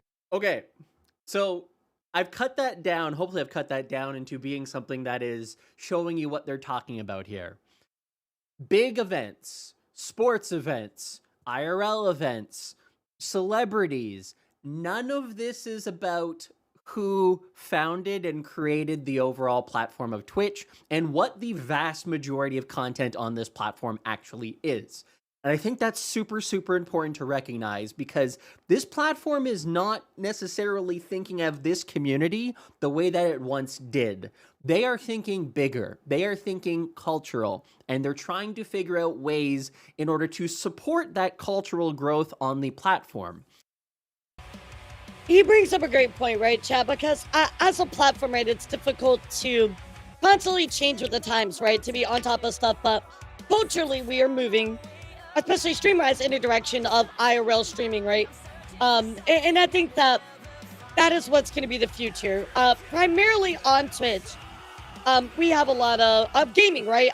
You know, gaming is what it started with. There's still a lot of gaming, right? That's kind of like a primary core audience when it comes to Twitch itself. But Twitch is trying to adjust to meet the new cultural changes in the new direction with bigger IRL streaming. So I do want to at least give Twitch credit. They do actually have a little bit of a difficult process on their hands, right? To balance all of this and figure out which direction do they want to go in, right? And how do we take care of our current people, but then all the new stuff, and how does that all balance out? I wanted to point this out to you because, again, once you kind of saw the recap that Zach put, everything is moving in the IRL direction, right? All the stuff he mentioned was this IRL sports. And so something for you to consider as a viewer, right, is you might see content slowly shift in the direction of Twitch, slowly shift, right? Because they're trying to get used to how do they address us as a community as a whole, but then also support what is coming as well. So very interesting to think about. I'm glad that, of course, Zach always very level-headed. So happy to see him kind of speaking out about this. So we'll certainly see what happens more with this in the future, chat. But you know, heck, I might have to be an IRL streamer in the future. You know, like vtuber alarm might go away. You know, I might be running around, you know, around town or something. Who knows? So you need to make a streaming platform for just VTubers. Well, we tried that, Color Me Happy, and it didn't go very well. Yeah, it didn't go very well. So, yeah, we tried that one time. It didn't go very well. So, not enough financial backing, not enough monetization either. So it's kind of pointless to stream on there. I forget what that platform is called. But anyway, chat, we're going to dive into our big story today, and that is about the absolute dumpster fire that TwitchCon was. Guys, I know that I talked a little bit about this yesterday. However, we're going to talk more about the non-VTuber side. And looking at what we looked at yesterday, we know that it was a dumpster fire. It was really, really bad, right? Well, I want to talk about everything that happened at TwitchCon. on the non-VTuber side, and it's just as shitty, if not worse, than, of course, the VTuber side. So, you know what I'm going to talk about here today? Primary thing here, but unfortunately, guys, in case you missed my coverage of this yesterday, Amaru was actually, or you live in Iraq, Amaru was assaulted at Twitchcon. That is right, guys. Assaulted at Twitchcon. Let's go take a look here at the clip. I have a long clip as well.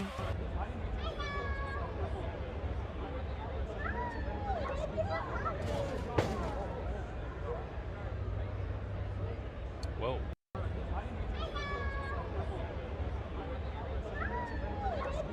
Again, this guy just fucking walks right up, goes straight up to her and just tries to kiss her. Of course, security finally steps in. This guy's just like, what the fuck? This poor guy right here. And of course, everybody's just like, what? What is going on? Why was this guy able to just walk up and do that kind of stuff, right? That's absolutely horrible. So let's go kind of take a look here at the longer clip of this. Because again, security pushed the perpetrator away, but then he turned back and allowed the man to walk away. So literally this guy just straight up just gets away with it, chat. I mean, it's horrible. So anyway, let's take a look here at the full clip.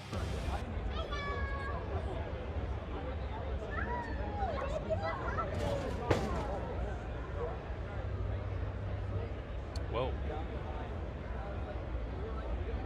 That's crazy. Holy shit, what the fuck was that?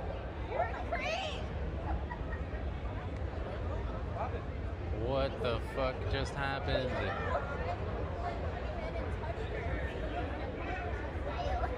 What the fuck just happened?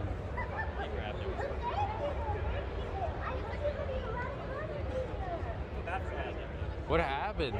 Did I film that? I just want to say this again. This is absolutely unacceptable, right? There needs to be better security. I mean, this is like goo goo gaga security. They're like, all right, put a little like line up here, a separator, and that's it. Like, come on, dude. Security's like chilling back here. Like, this is not acceptable, especially for a star that is the size of Imru, right? She's literally a celebrity at this point. Past a celebrity. Like, this is just not okay. He said he grabbed her or something. No way. That's why other streamers didn't want to come. Valkyrie Cutie because of. Right. Yep, this is exactly why other people did not want to come. And we're right at the. And by the way, chat, just to, I did look this up from yesterday. That is her security stepping in. The guy that ultimately came here and pushed right here. This guy, that's her security, not Twitchcon's. Just want to point that out. I was a fan. I would protect her. Wow. That's crazy, dude. Now, scared to go home. Yeah, GamerSubs was on it. That's crazy. Oh, come on, buddy.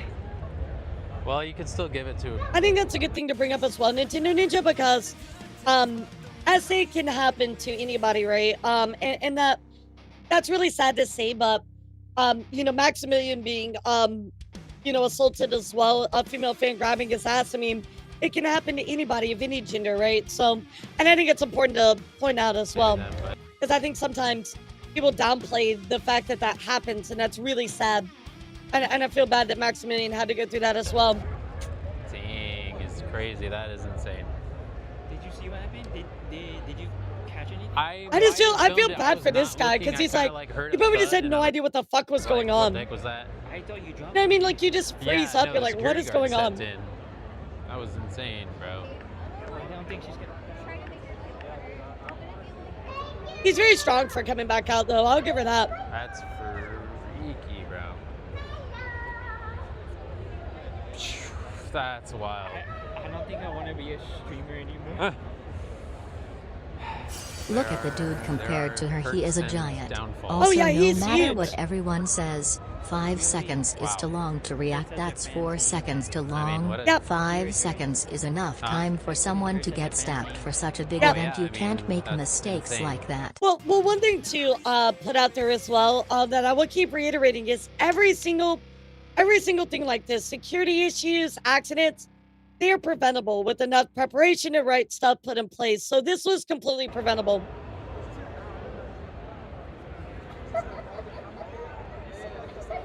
That was weird as heck. Yeah, that one guy's like, I don't want to be a streamer anymore. I mean, can you really blame him after this? I mean, this is just absolutely horrible. So, of course, Imru having to deal with that assault. Once again, this is owned by, Twitch, right? This is Twitchcon blowing it. But what I want to point out here is the guy that assaulted Imru, right? He just walks out. Yeah, he literally just fucking walks away like nothing happened. Watch this clip. Yeah, I got a hashtag give it back. So, right there. Sneak meet and greet was pretty cool, though. That was fun. Saw the homies just back fucking there. Walks away. Dude, I can't imagine what Joe is doing this whole time. Just walks away like it's absolutely no problem, dude. Oh, yeah, we're going to talk about that later. Yeah, I got that on my news. Absolutely horrible. This is just another streamer that had no idea what was going on, but, again, he got footage of the guy just walking away from the instance right there. I mean, the fact that they didn't do anything about it is crazy to me, right? And here's the person, right? Person who assaulted Imru just walked out the front door. As a platform, I pretty much hate the lack of promises they keep and lack of proper protocols. So again, this happens, walks out the front door of TwitchCon. Just leaves. No prosecution, no arrest, nothing. He just straight up leaves. That's it. I mean, how fucking useless do you have to be? You're more negligible than Nita Santi. What is this? Oh my god, dude. Nobody just did anything. I mean, nobody. And it's not at any of the fans or the people at the event, right? They're not trained to do that. They're not supposed to do that, put themselves in danger. That's what security is paid for. And them not being alerted or anybody doing their job is problematic, I've been to local art shows, run off government grants with way better security than this, right? The power's already in held up. You can step on one need you in that case, then damn, exactly. So, now a lot of people are asking about this particular part right here. So, as you see here, he has this right here. A lot of people are saying, oh, is it a weapon? It was actually her pin. Amy had a pin she was signing with. He took that pin. So, ultimately, Twitch did make a statement regarding what happened. So let's go take a look. I've seen more security at a kid's party. Yeah, literally. There should be way more security. I work security and it only takes 2 seconds for things to go wrong. He passed through Hideous meet and greet to get dimmer. Again, they're just allowing people to just walk through that with nothing set up. I mean, I feel like I'd organize something better. What the fuck? So Twitch releases a statement that says we're aware of the incident involving streamer Imru. During TwitchCon, I want to assure our community that we take creator safety extremely seriously. Sorry. The individual responsible for allowing this situation to occur has been removed from their position effective immediately. So here's the thing, though. The individual responsible for allowing this situation to occur has been removed. The thing is, though, you can't shift all the blame on them because it comes from an organizational structure that was problematic, right? At its core, organizational-wise, you let her down. We're conducting a full review of our security protocols and are implementing stronger on-site safety measures to ensure TwitchCon remains a safe and positive environment for everybody, creators, fans, and stuff like. Thank you for your patience and understanding as we work to improve the TwitchCon experience moving forward. So, I said it once, I'll say it again, the security is a bad circus given how much happened at TwitchCon. Yep. Absolutely. So I want to give you a little bit of context, guys. So, and this comes from, as a reminder, Imru's private security guard was banned from TwitchCon years ago, which is crazy, right? That she's basically not allowed to have her private bodyguard there, right? And she can only have those extra people there, which again she added on. But Twitch should do their job where this isn't even needed to begin with, right? True. Okay, maybe I should talk about this. Whatever. Who cares? I had a security guard 2 years ago where there was a guy following me around TwitchCon, and he asked him to stop multiple times. My guard asked him, and the guy wouldn't stop. So he grabbed the guy, but he didn't hurt him. He was just holding the guy until the con security came. And then for some reason they're yeah, because your security guard touched him, he's permabanned from the venue forever. But he didn't even hit him or anything. He just held him while they waited for like the police. He literally is doing his job, and dude. It was like my favorite security guard. I can't have him at TwitchCon anymore. I was just like, okay, like it was so sad because he did like everything. The fact that she needed to have that bodyguard, I mean, at the status that she is, I understand, right? I completely get where she's coming from, but the fact that they banned him is just already problematic in itself. So I have this added context on here. People are doing their job, right? Protecting her, and they literally get banned from TwitchCon for doing their job. You know what I mean? Like, people are still allowed to be able to bring in their own private security because of stuff like this, right? Just some extra context here as well. There was, Jenna actually made a post. She said, so seeing some misunderstanding with the Twitch clip of Emmy's show. My team and my contract specifically wanted me to do a show meet and greet. When I canceled, we gave reason due to not wanting to be in one spot for more than half an hour at a time due to security and safety. So I want you to take a listen to this clip because apparently contractually they were owed, they had to do meet and greet contractually.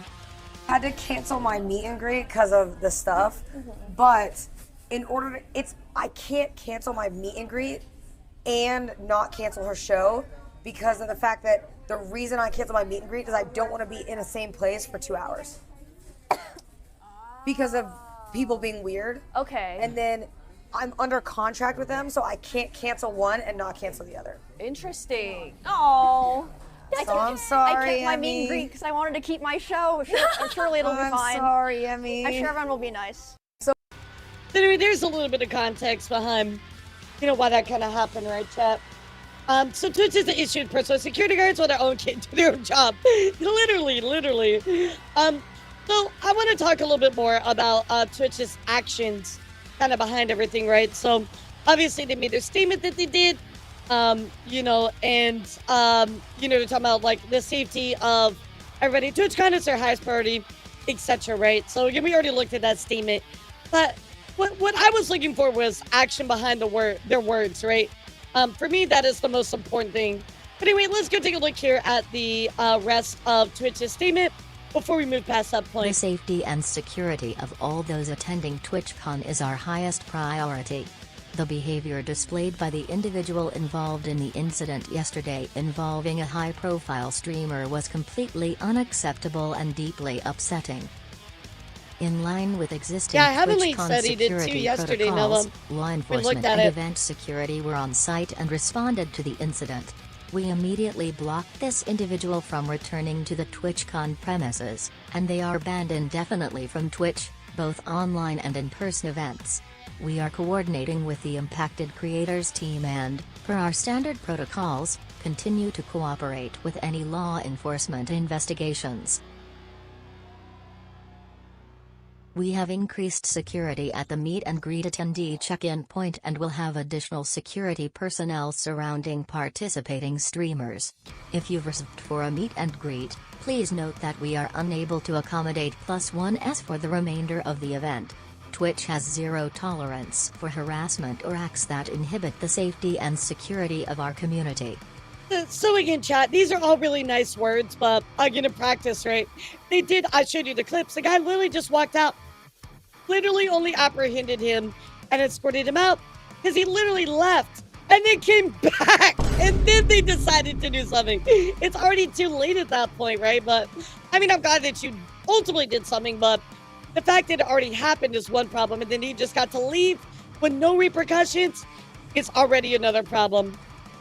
So again, it's just, all these words are really nice, but it doesn't seem like they ever put any action into practice, right? Of course, also other people are saying that, says no more +1s for meet and greets or events.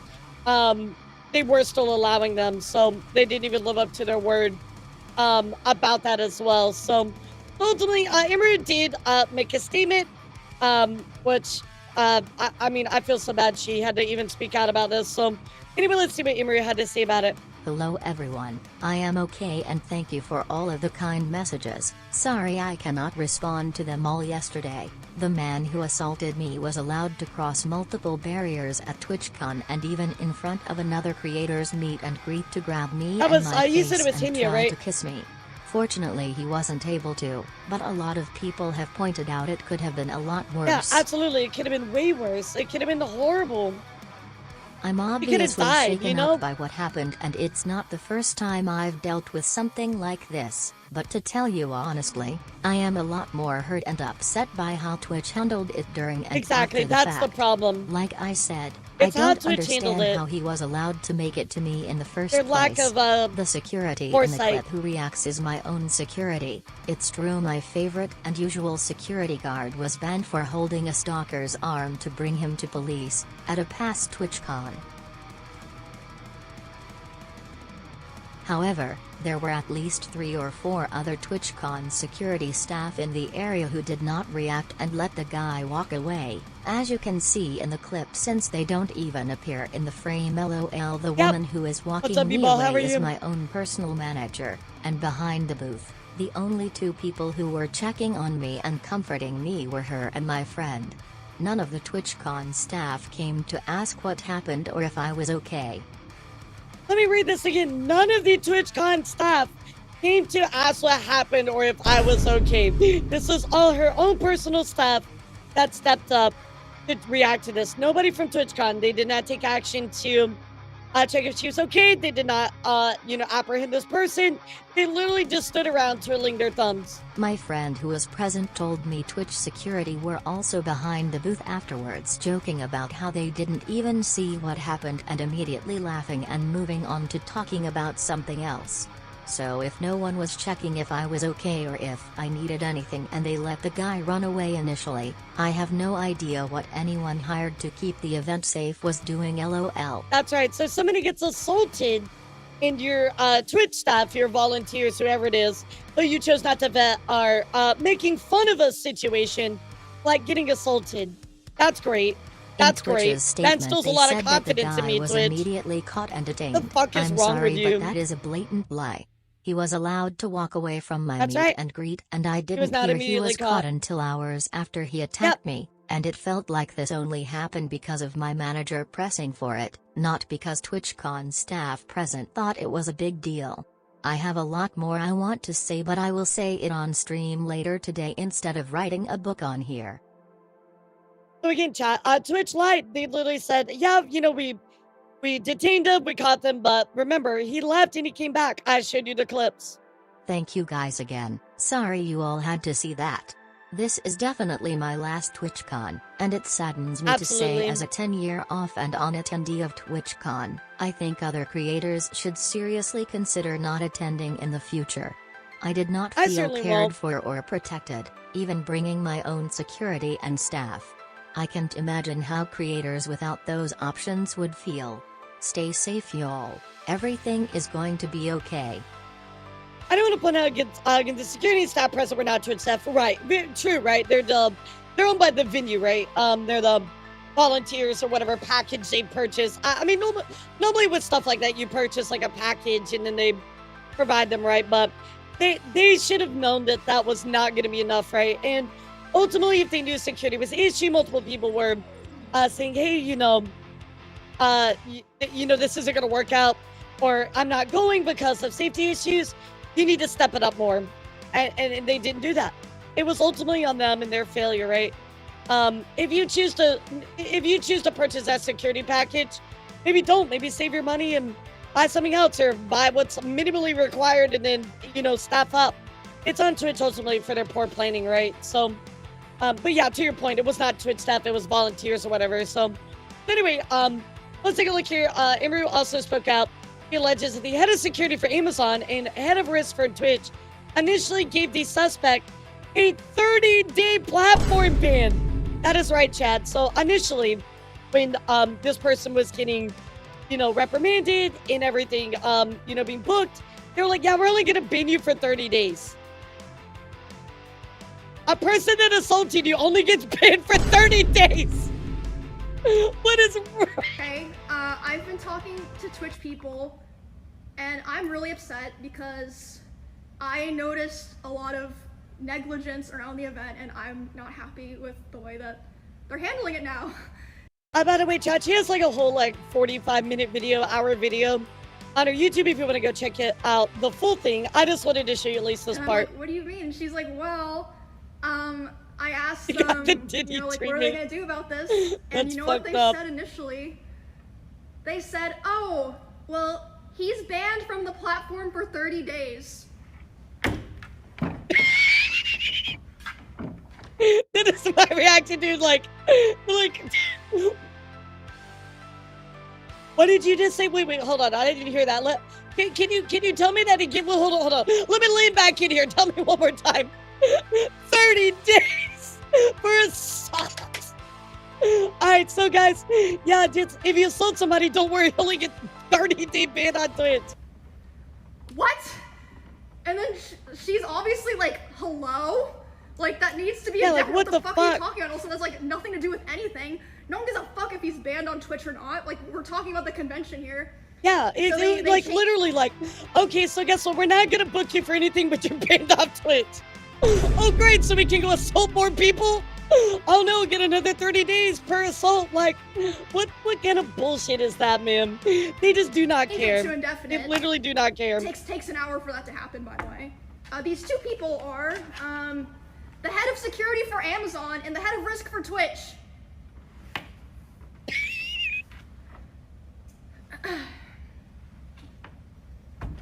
Also, later the same night, I'm not gonna drop names here because I wasn't there, so I didn't see it.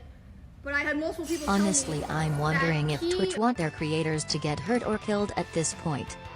I mean, with their negligence, it feels that way. Twitch representatives last night were out partying.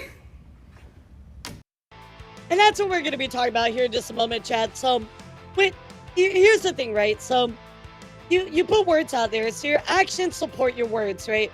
It's like Cinder, right? Like Cinder says, like, oh, well, I've changed, you know, like this are run by lazy I'm not idiots. guilty, etc., right? And you're going to put actions behind your words, right?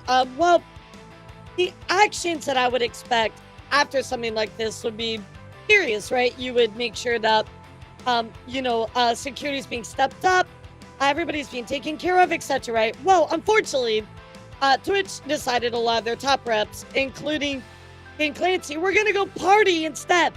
Because, that's definitely the appropriate way to treat a situation like this, right? But anyway, Amy did actually get her jab in. This was a really funny roast that she made. So I'll share it with you. Main hosts. How are you guys feeling? Have you picked a winner? I think I know my winner. You already have your winner? I think I have my winner. All right. Sorry, I must have caught mono at my meet and greet.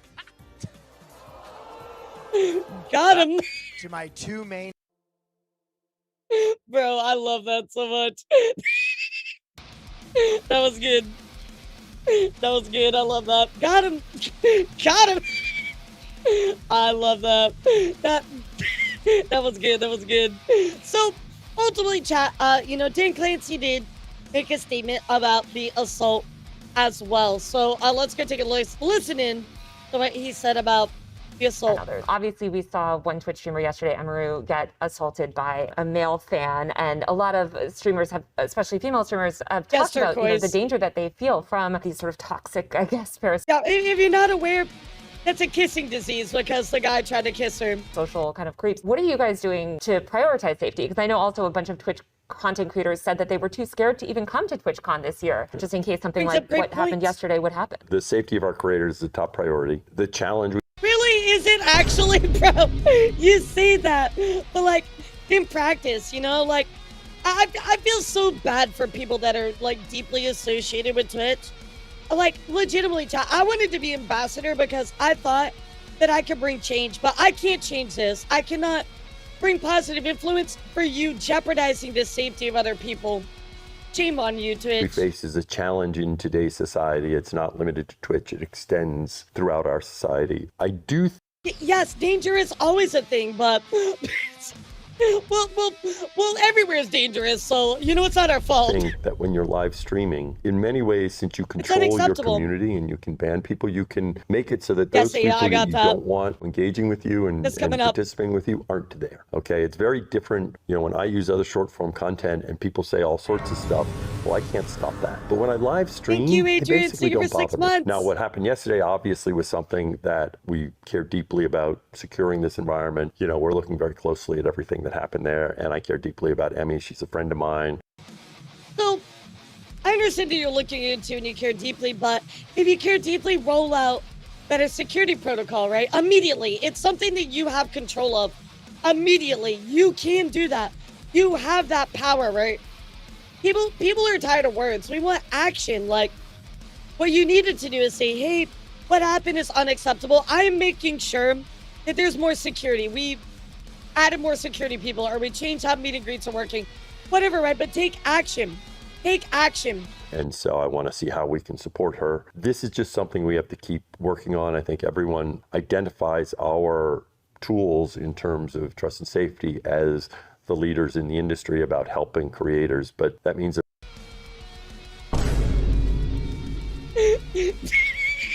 who recognizes that? Twitch staff. Nobody recognizes that. there's always more work to be done because that's the world we live in now. Demi had posted earlier today that I guess this fan was allowed to cross multiple barriers at Twitchcon. Why should streamers trust Twitch to keep them safe at Twitchcon? Because I feel like simultaneously this has been such a secure event to the point that even like journalists have had struggled. Like, you know, it is very secure, but here's this man that just walks up and is somehow able to bypass all these things. So why should they trust the platform when slip-ups or, you know, issues like this have happened? Well, I mean, as you know, I think you toured some of what we do in terms of security. The reality is, even as you do a lot in terms of security in today's world, there are challenges that can present themselves, especially when someone is putting themselves out there, right? And so, you know, we I don't know if I want to read too much into this, but I really don't like how it's like, oh, well, she put herself out there. Well, yeah, it was her meet and greet that she was contractually obligated to. So it's kind of like, if you're putting yourself out there, why would you want to if you don't feel safe, right? So I don't like really what's implied there. Maybe that's not what he meant, but I'm not really a fan of that statement, right? You put somebody up at an event, it is your responsibility to protect them, right? try to work very closely with each creator about what they want to do and what works for them, right? So I don't want to get into any, you know, specifics or details, but part of that is working with creators and, you know, trying to find, and right now we're definitely, you know, ramping it up to make sure creators know that we have the resources there to help them figure out what's right for them. And don't get me wrong, chat, I'm very empathetic to the fact that badly security can be tough, right? Shit happens, right? I get that.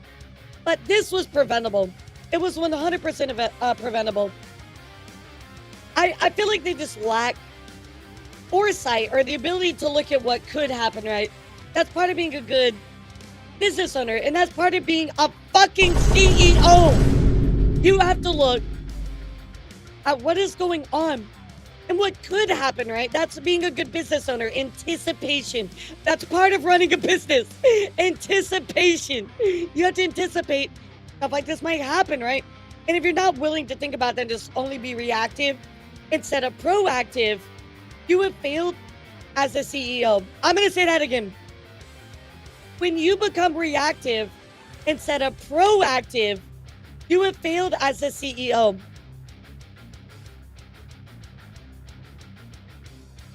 So ultimately, chat, Amy actually did the right thing here. She decided to press charges after the Twitchcon attack. She confirmed in a recent live stream that she has filed a police report and is pressing charges against the man who publicly assaulted her. So that is at least good to hear. I'm glad she is pressing charges. This needed to happen.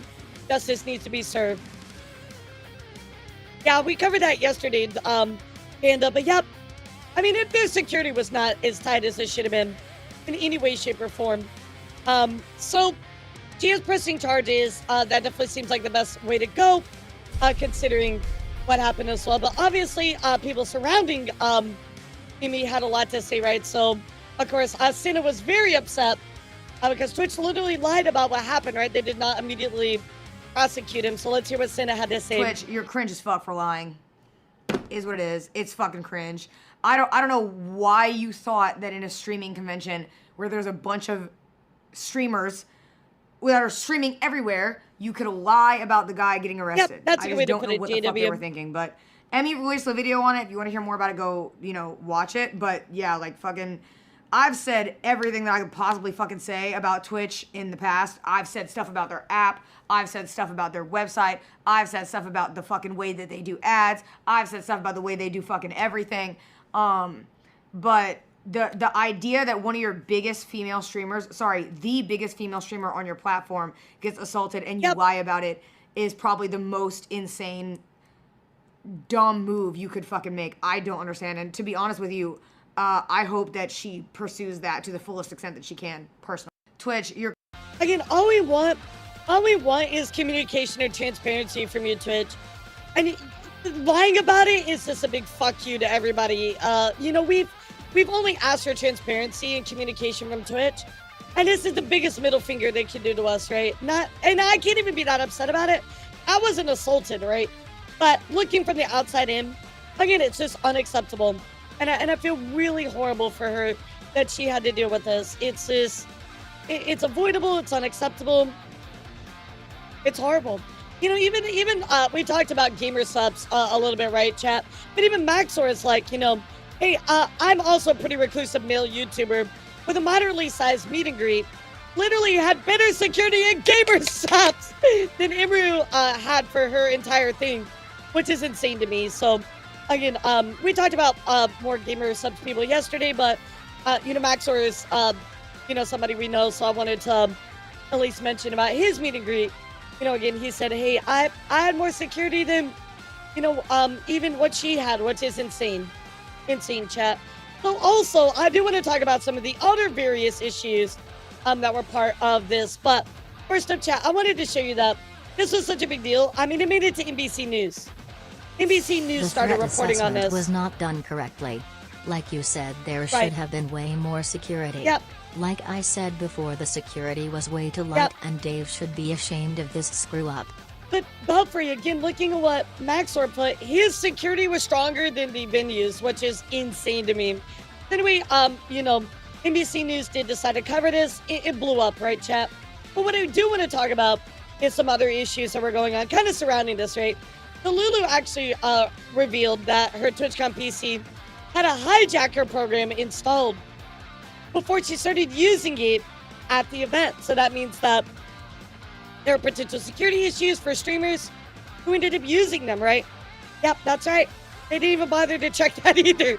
Well, I haven't seen anything about what happened to the computer that I was on, but I'm so curious if that program was on all the computers at TwitchCon. In case you don't know what I'm talking about, I was streaming at TwitchCon and there is this hijack program. I have a screenshot of what it's called. It's it happens with Chrome, but it's a malicious browser hijacker in potentially unwanted program that I'm not a techie person, but that was on the computer that I was using. And I saw it had popped up yesterday, but I'm like, oh my, what if that's on every computer at TwitchCon and there's so many people logging in?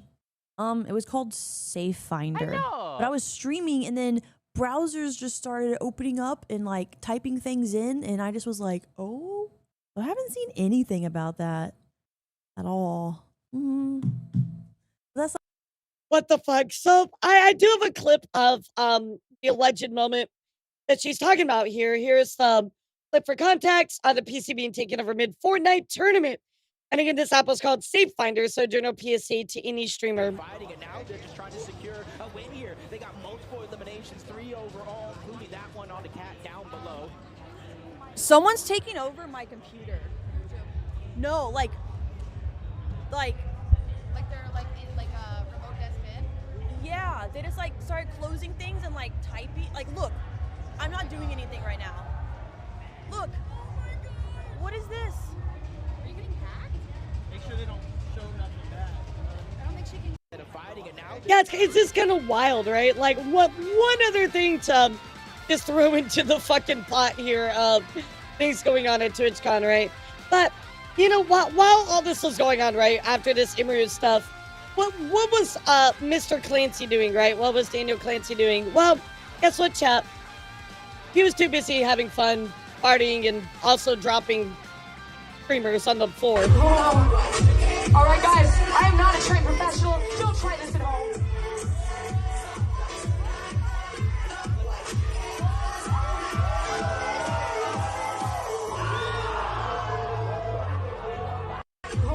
Putting in like the seriousness of what's going on, and this is what you're doing, like, bro, come on, bro.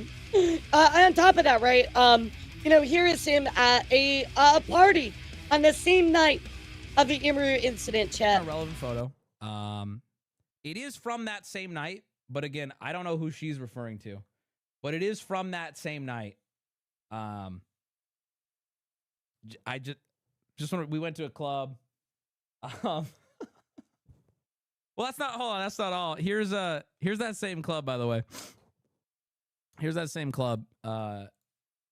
This was a few minutes after that meeting.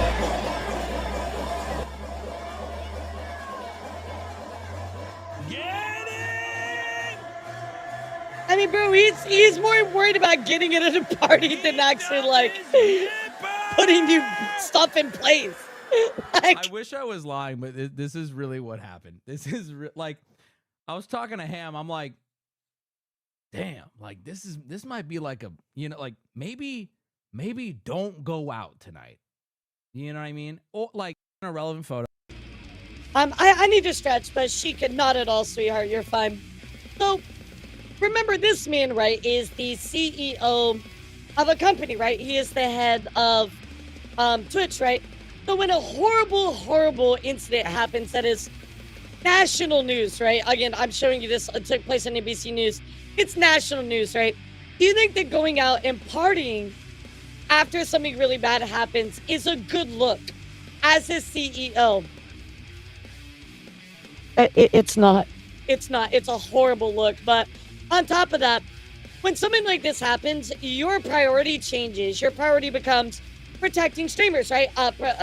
Focusing on safety, putting things in place, meeting with who you need to meet with, going to Imru and being like, okay, how can I help? What needs to be done? Let me make this right. It's almost like he's just like, I don't care. You know what I mean? Anyway, let me stretch.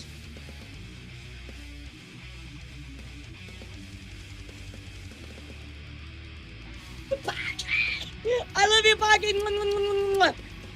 Give a shout. Oh, thank you. I love you, Pocky, so I'm stretching. Do you see how that looks so bad? You know what I mean? It's a horrible look. Absolutely horrible look. Yeah, and it's just, again, perception is important when you're the CEO, right? You know, you're there to run a company, not to go out and party, right? Elara. They even talked about it here, so it's international now. Cheer 100. Yeah, absolutely, Belfry. Twitch higher-ups. Remind me of the French upper class prior to the French Revolution. People were impoverished while the nobility partied. Yeah, although I definitely feel like the main problem with TwitchCon this year, that they legitimately cheaped out on security. Yep. Yeah, absolutely. The security was obviously an issue, and they even acknowledged that before the con started. People were not going, and they said, hey, we're going to make sure we keep you safe. So for them to say that and not do it, it's a huge just error, right? And I feel like we got to point it out. Another thing kind of going around chat was Clancy was actually accused of, I think a lot of people know this, right? He's, people call him a gooner, right? Because of that one clip where he shows this following list. It's like a bunch of e-girls. Well, apparently, people were talking about how he was hanging out with a bunch of young women at TwitchCon, right? Which, again, that's what he's into. That's fine. But I feel like if a huge safety event happens, hanging out with girls isn't your priority anymore from a professional sense, right? So anyway, our reveals that you heard Daniel Clancy was hanging out with young women at TwitchCon. Let's see what he had to told say. that she was sick and that she couldn't see any more people, but she was completely fine. And then they also threw away the gifts the viewers got for her. And I was like, what the fuck is going on? Yeah, I've heard like this one was crazy.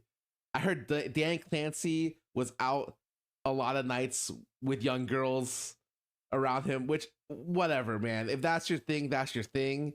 But like, it just felt like this con felt so fucking weird, man. Whatever. Like I mean, last year I told myself I don't like TwitchCon, and so many people were like, "Why do you like TwitchCon?" And I'm like, "Well, how long do we have?" But even more problems end up popping up, and really, I think that this is going to be one of the last TwitchCons that people go to. The attendance this year was terrible. It's more just about optics, right? DJ Clancy is married, not very respectful of his wife. I mean, Cook, to be fair, you don't know his relationship, right? They could be swingers or something. I don't know, right? But we don't know the relationship, right? But I don't want to be presumptuous, but I just want to point out the optics of how it looks, right, as a whole at the event. Now, my comments about the CEO, Dan Clancy, got clipped, saying that he was out every night with young girls. Yeah, like, I mean, again, if he wants to do what he wants to do, that's fine. It's more just, again, like, why were you not dealing with the security issues and focused on that instead of just hanging out with people, right? Elara, based on what we've seen, predict. What do you think the future of TwitchCon is? I already I stated want my to hear opinion. your opinion. Yeah, I already stated my opinion, but I can share it with you one more time if you like. Let me go grab it. I really shared it right when it happened, so it was certainly raw feelings, but I feel like they're the most accurate sometimes, right? I said, I genuinely mean this. I think TwitchCon is actually cooked for future years. Twitch fundamentally has some serious issues that they need to address at a core level. Events that have transpired this past weekend are just unacceptable. Now that's two, talking about Iron Mouse's gifts being thrown away. I still feel this exact same way. I think TwitchCon is cooked. Purely and honestly. Usually I don't go ahead and say stuff like this because I feel like it's really easy to dogpile onto people and cause like random hate trains. I feel bad about that statement. And like that's something where it's like I don't want there to be like some weird hate train because of that. Because that's something where like I didn't even personally see it. And regardless of what I've heard, there's been a lot of terrible rumors in the scene that end up like witch hunting for the wrong reasons. Do I agree with his policies on Twitch and has effectiveness as being a CEO? Probably not. I think maybe he hasn't done a great job at being a CEO. But I think right now it's really easy to dogpile onto Twitch bad. And I don't really want to cause more like hate. Tier 100, not just TwitchCon. I genuinely believe Twitch itself will be gone in the near future if Dan Clancy stays in charge. I mean, I've said this before, but I think I said this last year, but I don't think Twitch will be around in 10 years. But it's more just like, again, like I want to show you the second part because I didn't want anybody to start like a hate train, like he said, right? And I don't want anybody to be judgmental about the young girls part, right? It's just more the optics, right? Like you had this horrible thing happen and then you're more worried about hanging out with like girls, like, dude, come on, like you're a CEO, you're an adult, like, come on, man, like, go out there and do your job, you know? So it just looks bad all around on him. It's basically the point I'm trying to get across to you by showing you this. But here we go. We're also going to take a look here about what S-Fan had to say in regards to this clip here. So this was another clip that was going around that was viral. Saying CEO Dan Clancy, was 61 years old, didn't know he was on stream, was kind of FaceTime hanging out with a young girl. So again, this was kind of like something viral, but not all is not as it seems. So let's take a look. Dan Clancy, show me Dan Clancy again. No. Tell Dan Clancy we said what's. There's no way. Wait, Dan Clancy, do you know who I am? Wait, let me ask. That's literally him. Wait, Dan. Wait, Dan Clancy. Show Daniel Clancy. Wait, Dan. Dude, I literally just saw Dan Clancy on my soul. I did. So again, this clip was kind of taken out of context a little bit, and I want to show you why, because allegedly it was not as all things seem, which people were using this one sadly in bad faith, but S-Fan here goes on to talk about this a little bit more. So let's go take a look at it. I was literally right there when this happened.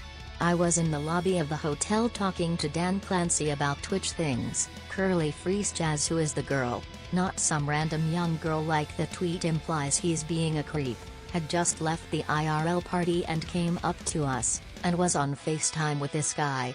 She was on the phone talking, and waited for a break in the conversation before she came up and just showed her phone while she was on FaceTime with this guy, and all I heard her ask was for him to say hi to the guy on the other side, and that was all.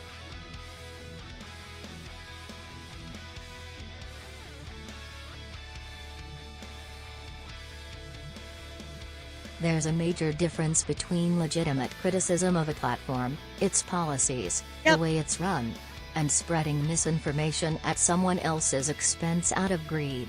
If you want change, do it the right way. Not like this. Sorry, I missed this line. This is misinformation. Capitalizing in hate in order to make money off of you. I mean, I disagree with this fully, right, Chad? So the reason I bring this up is because this was more like rumor mill stuff, right? And I think it's important to call out the things that are stirring around that are not true. And I think it's also important to call out the bad things, right? So, you can stir the rumor mill. It doesn't make it any more true, but I think that we need to call him out more on the lack of foresight and the lack of planning and protection rather than worrying about this kind of stuff, right? It's just, it doesn't matter ultimately at the end of the day, right? So focus on calling him out about the really bad things that he did and his failure as a CEO. And again, Curly Fries, who is the girl that's in the video, this is completely true. Nothing happened to you for clearing it up too. So again, putting it out there. So even more things just bad that happened at TwitchCon, right? We're going to talk about Neon for a second. Neon actually was able to convince Twitch staff he was somebody else. I don't know who Deshae Frost is, but he ended up taking over their booth. That's right. He literally just convinced TwitchCon staff, and they're like, okay, no, nothing, no type of procedure, anything, right, chat? Sorry, what'd you say? Deshae. Yeah. Deshae Frost?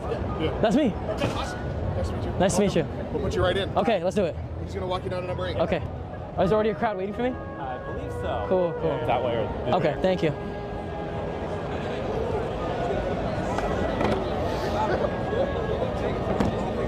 Hi, we can start whenever you're ready. Okay, let's go.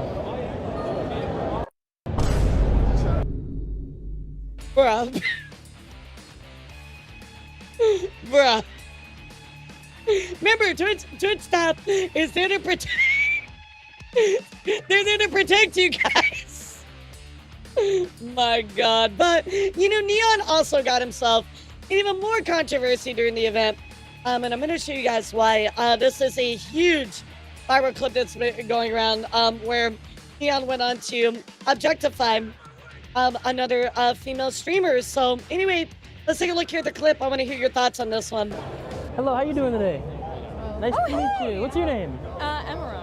Emerome. Hi. Emerome. Emerome. Just call me Em. M. Yes. I am. What's your name? Neon. Nice to meet you. Nice to meet you. That's horrifying. Real quick, Emerome. I'm doing a little after party. Okay. I would love for you to come. Why? Because you're very beautiful. We gotta go. I love being objectified. Come on, let's go. Wait, what did I do wrong? Wait, what happened?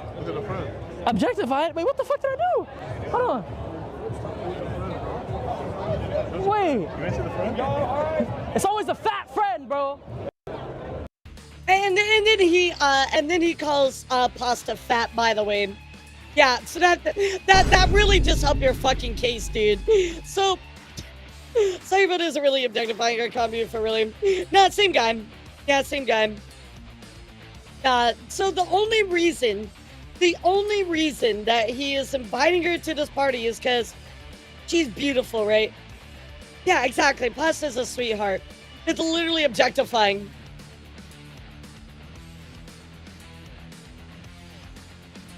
A lot of people are mad. A lot of people are mad. Yeah, I mean, he is known as a a-hole, but no, that's literally objectification. He absolutely objectified her. And then on top of that, called, like, pasta, like, fat. Completely unnecessary, dude. Yeah, completely unnecessary. There's a difference between calling somebody beautiful, right? There's a difference between calling somebody beautiful and giving them a compliment versus I want to invite you to a party because you're beautiful. You know what I mean? There's a difference, by the way, right? There's a difference. Did she? I don't think I saw that walk.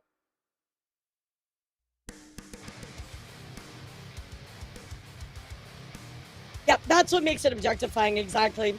Even if you were to take the objectification part of it, straight up creepy, especially with the statement it connotates. There's just so much wrong with how he said it. I mean, I think it's Neon in general, right? So a lot of people already know Neon is kind of like, you know already. I don't have too much of an opinion on Neon. I just know history of it, right? But even if it wasn't objectification, you feel the aura. Yeah, exactly. It's just like the IRL streaming stuff on top of it, etc. It's just like IRL streamers was such a big part of the issues with this TwitchCon, which I'm going to show you here in a second. Doing this stuff is just unnecessary, right? Especially like even like on a live stream. So whoever tuned us to in chat, get his ass. Oh, fuck yeah, that was. I don't know if I have that one. Hold on, let me double check. I have a lot of links. I don't think I have that one. I think I missed that walk. Yeah. You should have watched Noga and Terrorize reacting on doing this. Terrorize, he did. Oh, I could see that. I could see that. You give people a compliment, just the intent and context. Yep. Yeah, I mean, again, just being like, telling somebody they're very pretty, that's fine, right? But when you're like, oh, like, yeah, I want to invite you to a party because you're pretty, you're objectifying, right?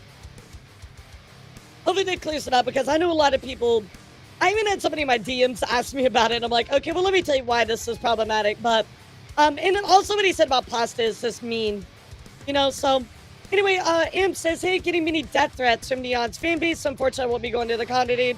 Nice meeting everyone I got the chance to meet, but it's not worth going back. Love you guys.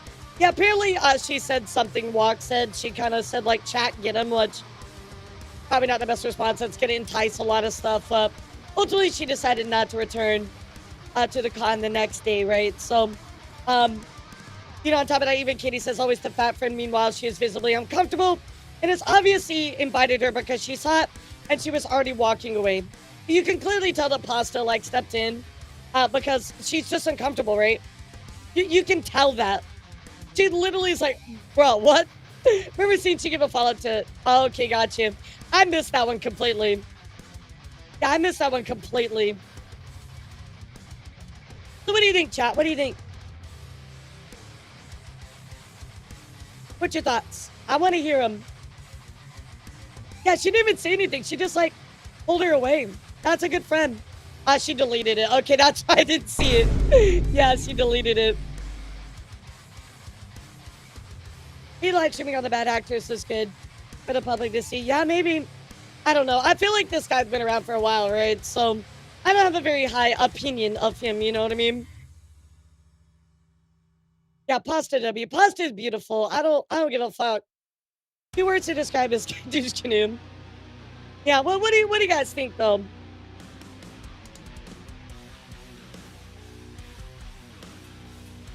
I'm gonna take a sip of my gamer subs. Yeah, versus Terrorizer. Bro, I'm sure Terrorizer was actually pissed. Yeah, I'd have to hear his his react to it. No, I don't really watch him anymore, but what are female streamers who harass male streamers? Maybe Alistair, I don't know. I don't think I heard any stories of that, but if that's the case, that is also wrong, right? I want to be very clear that harassment can happen for any side, right? It can happen for any gender, non-binary, etc., right? So it's on the no-go. Okay, I have to check that out after. Yeah, I have to check that out after. So, of course, what I wanted to show you was a lot of people were very upset with IRL streamers in general this year. Definitely a big, I would say just a note from everybody here, right? A general consensus that IRL streamers were just kind of problematic this year.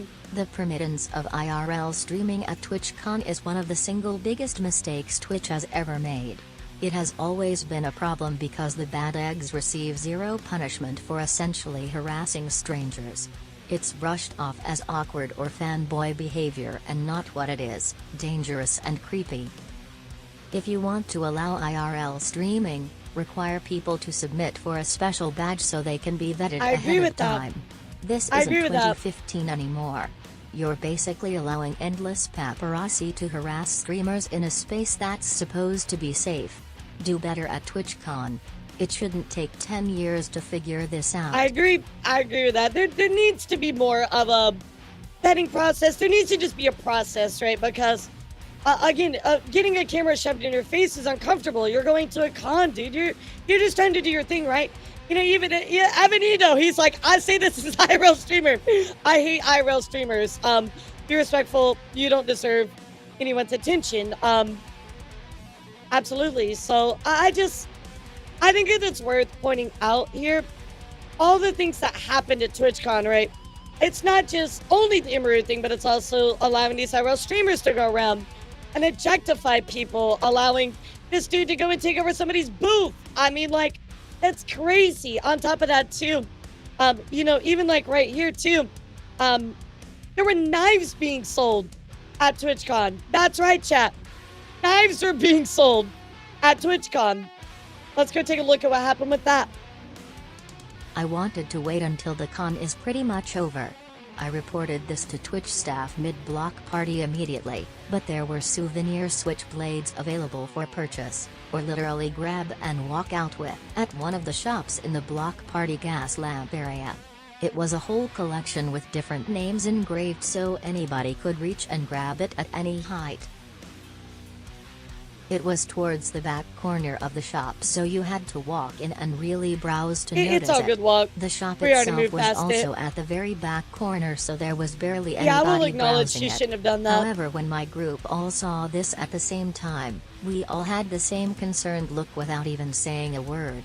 We noticed these the first hour of the party, so I immediately I'll take a look at it after leave. stream, Electrum. Actually, wait, do you guys have a link to it? How long is it? Yeah, how long is the clip, by the way, of the one with Terrorizer reacting to it?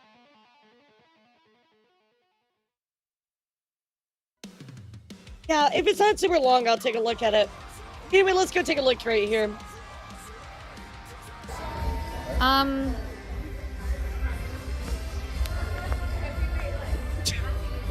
mean, like... Should I leave? Should I leave? Oh, no, that's way too long. This is only going to close friends. I'm leaving. That's crazy. That's crazy. Hold on.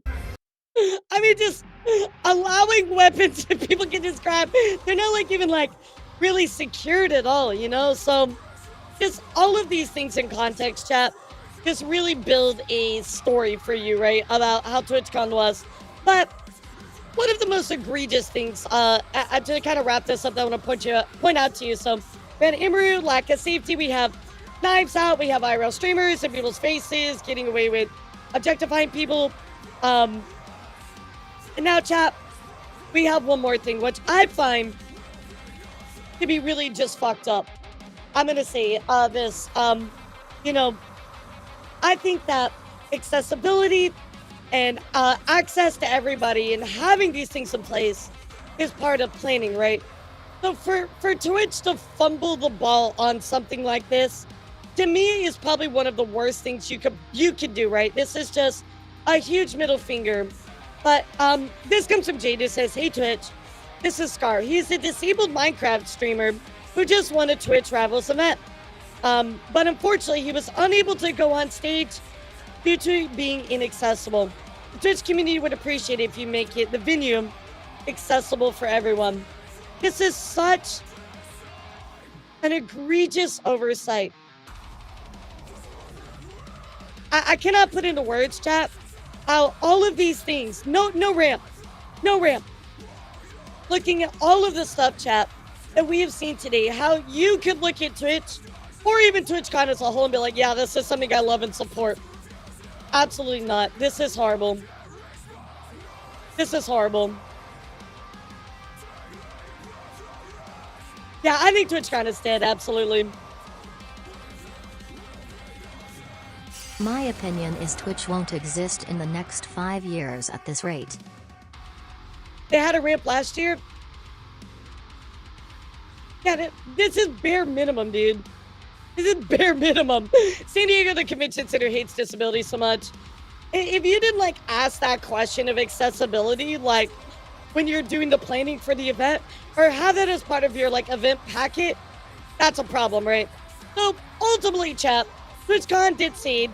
It will see you in 2026, but no dates were announced. Interestingly enough, last year they did announce their dates at the end of the con, but this time they did not. So I just want to see, chat, with all of this context here. Let me ask you a question. Would you go to TwitchCon? Yes or no? All you gotta do is type yes or no. Let me know how you feel. Would you go to TwitchCon, chat? Yes or no? Yeah, just choose. Like, even part of the process too is choosing a proper venue that has all this stuff that meets your needs, right? So, at the end of the day, every road points to poor planning. That's all it is, poor planning. It's horrible. It's horrible. So, the one person that said yes, I hope to God that you don't get killed or something while you're there. I fear for your safety in future cons. So please be careful if you go. Yeah, this is just unacceptable. But everything else you do today, chat, I hope that you look at this and you realize just how not okay this entire TwitchCon event was as a whole, chat. Really, really horrible. Really, really horrible. So, and I'm not in the habit of, yeah. That guy will document the last TwitchCon. Yep. Maybe, but I go to see certain people. But, like, I feel like you could go to any con to do that. You know what I mean? Like, if you want to see people, just go to Offkai or Onki or all the other cons out there. You know what I mean? So, we covered that yesterday, Alistair. So I covered the VTuber part of it yesterday, and then I covered the non-VTuber part of it today. Yeah, that way it's kind of like divided very evenly. So, only outside of protested. I love that. So anyway, chat, that is the legacy and the story of TwitchCon. I'll definitely be letting you know about future news of TwitchCon. I'm into 8 out of 10 the TwitchCons there. And no more danger than other cons if you're careful, sure. Yeah, I think it just, again, this happening and no action being taken is just... I mean, action was taken, but it's just too late. You know? I think also just all these people complaining about IRL streamers, you see the stuff it's recorded, right? And not reprimanding it, or at least, like, talking about it, right? And trying to move things forward in a positive way. It's just a shame, you know? It's a shame. And you can disagree whether you think that's objectification or not. I think the point is you are uncomfortably pulling people onto stuff that may not want to interact with you, right? And you're kind of put in the spot because you're a streamer, right? And you might feel an obligation, etc., right? I mean, I think it's pretty clear-cut objectification. Maybe there's argument to be made against it, and I'd be willing to hear you out, of course, but nonetheless, I think just everything in context proves the problems with TwitchCon, and I wanted to show you everything. Listen, I went last year, we had a lot of fun. We had a large group, so we felt a lot safer because you're always in a large group, right? Really wouldn't recommend going otherwise, so heard a lot of rough stories I didn't even get hit about. Yeah, absolutely. I'm glad I never went to TwitchCon. The only reason why I would want to go is maybe be my internet friends. Yeah, I'll just, look, if I ever go to a con, like IRL, again, I'll just not go to TwitchCon. You know what I mean? So, very crazy. Yeah, exactly. So, let me stretch chat because we're going to be talking about the infamous Collargate. That is right. I'm a little late to the party. I know. I'm sorry, guys. I had a lot going on, but I want to talk to you a bit about what happened with Collargate, which is, of course, some things going on with Hassan. That is right, guys. If you're not familiar with this, it's a pretty crazy story. Now, I do have a little bit of weight in this conversation that I want to share with you. So if you guys don't know this, you remember my uncle that I talk about, the crazy Florida Gator guy? That crazy uncle, you know, the one that talks like this? that lives in like deep Florida. Well, that uncle is actually a dog trainer. So when I would go and visit him during the my family is from Florida, but I have a crazy uncle that used to feed gators out back in his old house before he moved. But anyway, my uncle is a dog trainer. He trains dogs. Specifically, he trains Dobermans, and also he trains dogs that eventually go on to be seeing eye dogs, assistant dogs, things like that, right? So he is, I would go to his house during the summer.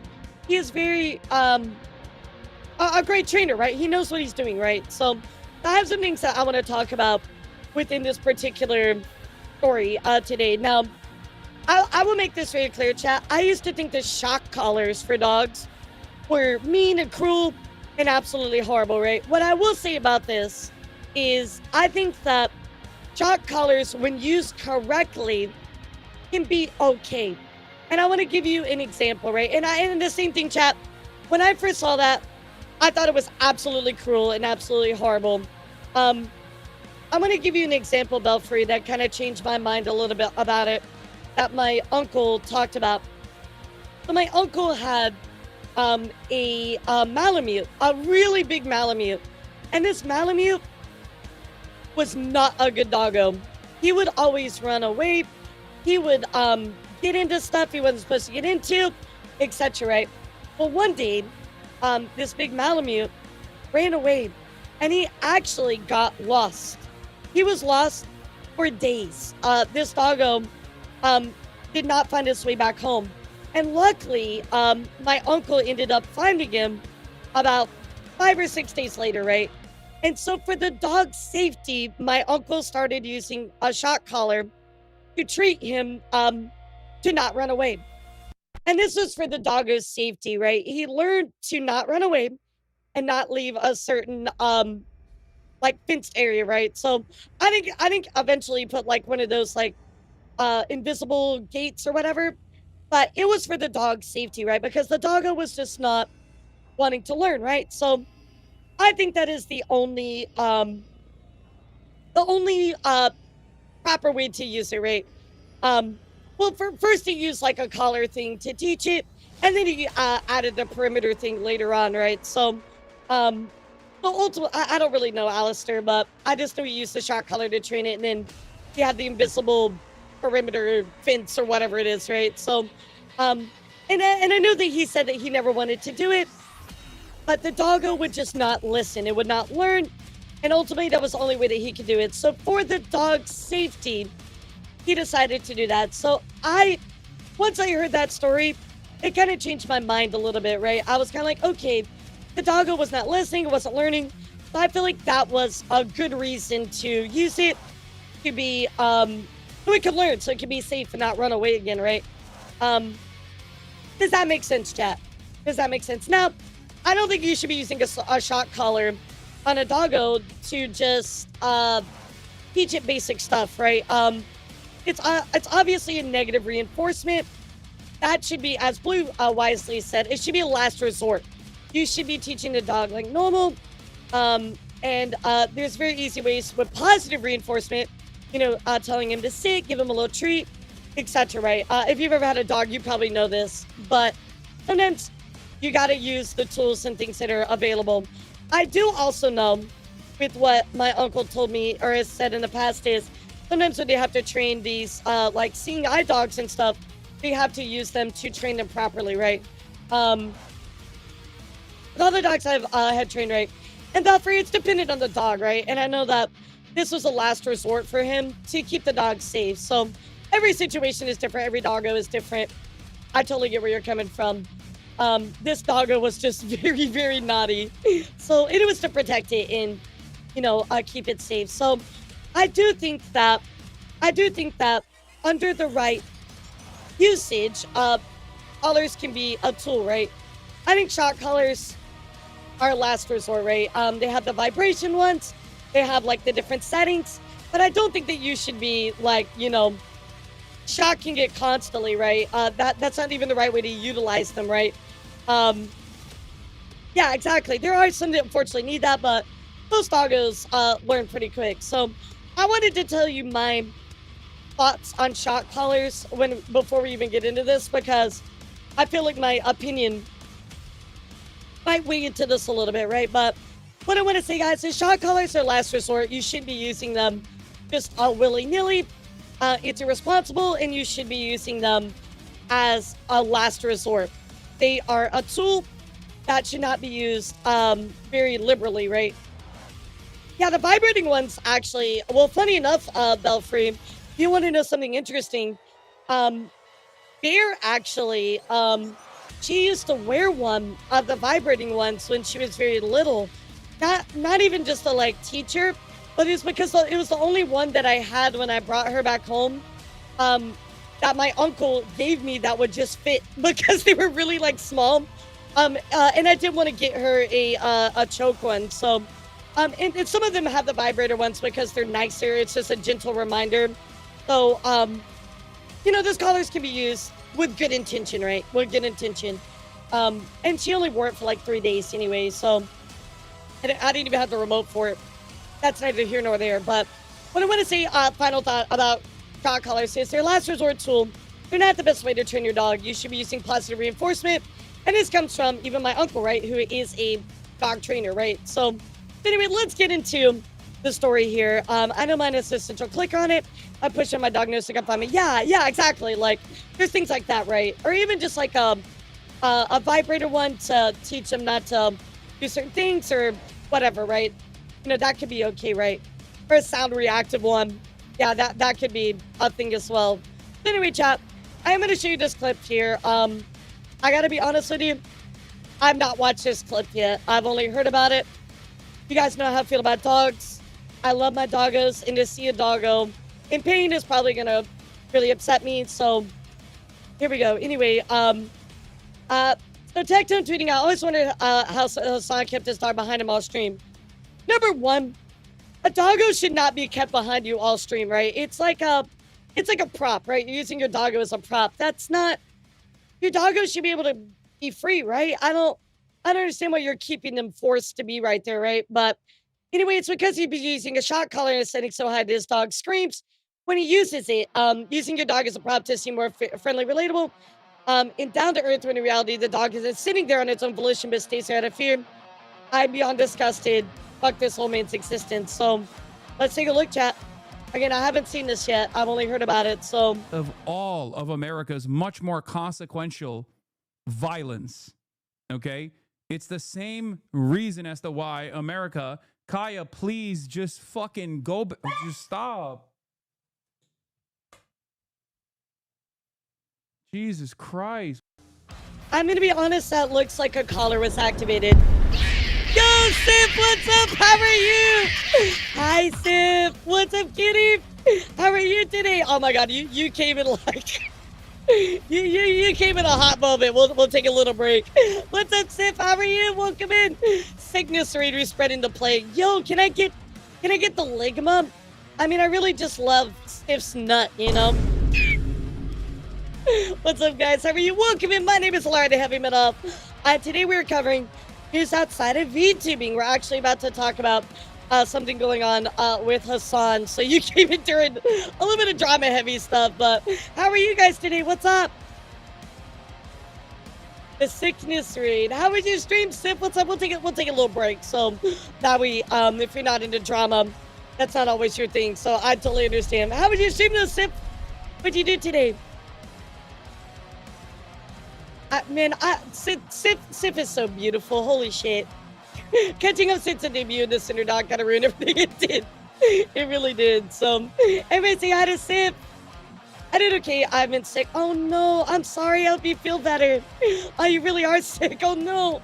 I hope you feel better, sweetie. That really, really sucks. I didn't know you played Rivals, so that's awesome. Who do you play?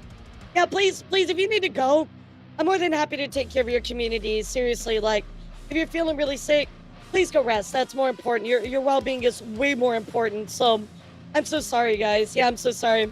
I know. I love Sif's model. It's very boobiful. I mean, beautiful.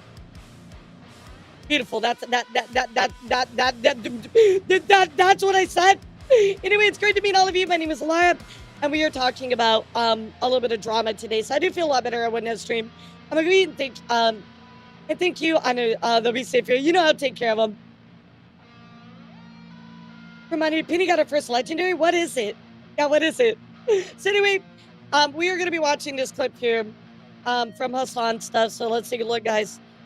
It kind of looks like he activated a shot collar, but anyway, let's look. As to why America, Kaya, please just fucking go. Just stop. I mean, it seems like he reached out for something, right? But to put your doggo back there and make your doggo sit there, like, your doggo should be able to come and go. You know what I mean? Jesus Christ. What are you doing? You're being such a baby. It's just... Poor puppy. You're making her stressed.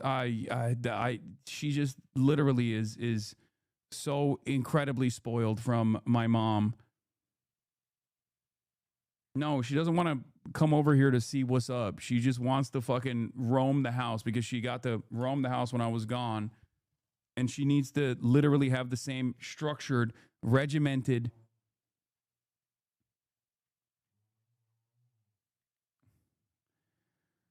I think that clip went to Trump's big baby desk immediately. So, I'm showing you the clip, chat, and it doesn't look good in his favor, right? It does not look good in his favor, right? It's a weird reaction, right? On top of that, too, like, why do your dog should be able to roam around all they want? You know, as a,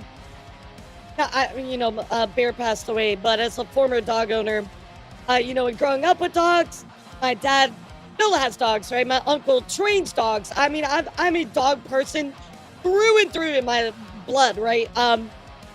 This seems off. This seems weird, you know what I mean? So this started a whole thing called Collargate, where everybody was talking about what was going on with Hassan here, if he shocked the dog, if he didn't, etc., etc. So anyway, let's go take a look at what happened with this whole event here. It was huge. It was huge. So Hassan actually said that the collar is a vibration collar. So, which is true. There are collars that just vibrate, and there are collars that just shock, or some do both. That is true. Some do both. I have multiple collars. I'm going to address the collar thing in a second as well. But I have multiple collars for Kaya, and I put an air tag on them. I put an air tag on all of her collars to make sure that, you know, I know where she's at. And one of the collars Muchin had a good video. I don't doubt that. Muchin normally does a good job. From previous... Actually, why do I say normally? He always does a good job. Yeah, I don't think I've ever watched a Muchin video and been like, nah. He always does a good job. So my thing is the doggo, like, yelped, right? Like, it was something sudden, right? That it wasn't expecting. Or from, like, months ago is the collar that is a vibration collar. A collar that I use specifically to communicate with Kaya when she's free roaming at the park or when she is, you know, off leash running around. Okay?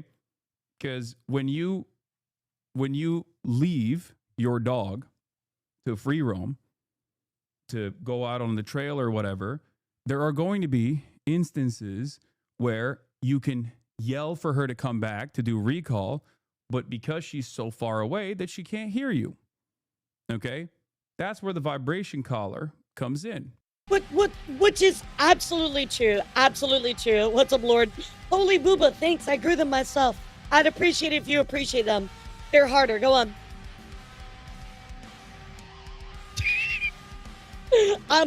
Which is true, right? You can have a vibration one if they run too far. You're calling them back. You can help them learn with vibration. That's okay.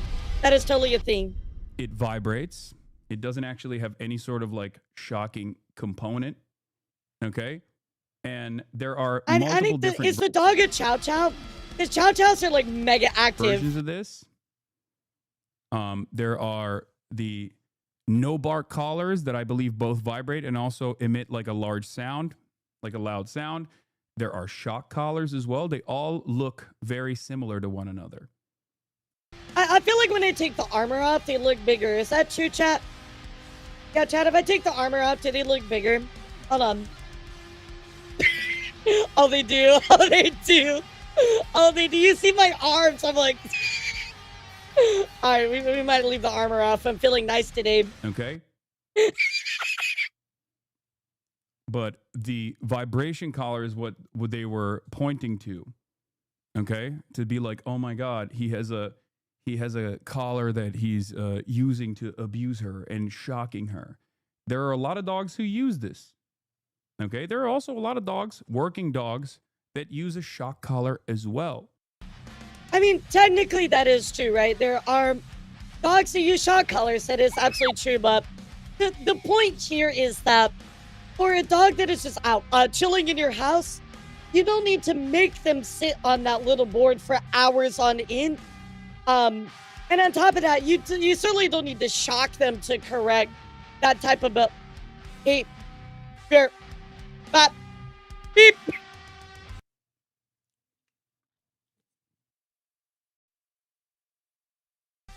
Oh, that's the end of the clip. Okay.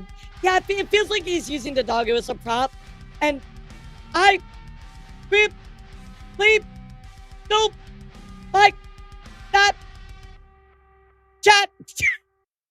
I really don't like that. So, let's continue because I have a lot of stuff to report when it comes to this particular part, right? So, again, this person taking it's not a shock collar, it's a vibration collar.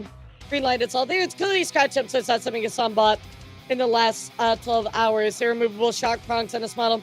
You now recognize the model and point out if it does or doesn't. So let's take a look. Yeah, man, you explain things well and shit, but show the collar though, dude. Kaya, okay. Come here. This is one of Kaya's many collars. Come here. Sit.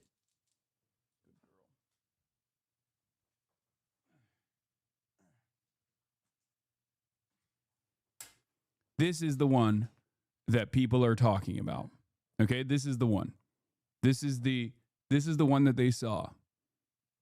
It has the capacity to vibrate. And that's it. Are you happy? That's it. Good. There's the air tag. There's the fucking vibrator. It also has a flashlight component to it at nighttime. And it also has a tracker on it when she gets lost. If she were to actually get fucking lost,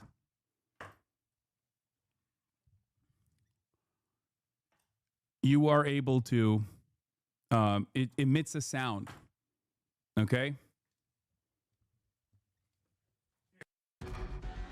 I still feel like that doesn't take away from the fact you didn't need to even do that to the doggo. Why not just get up and lead him to the bed or whatever this thing is that you have him lay on?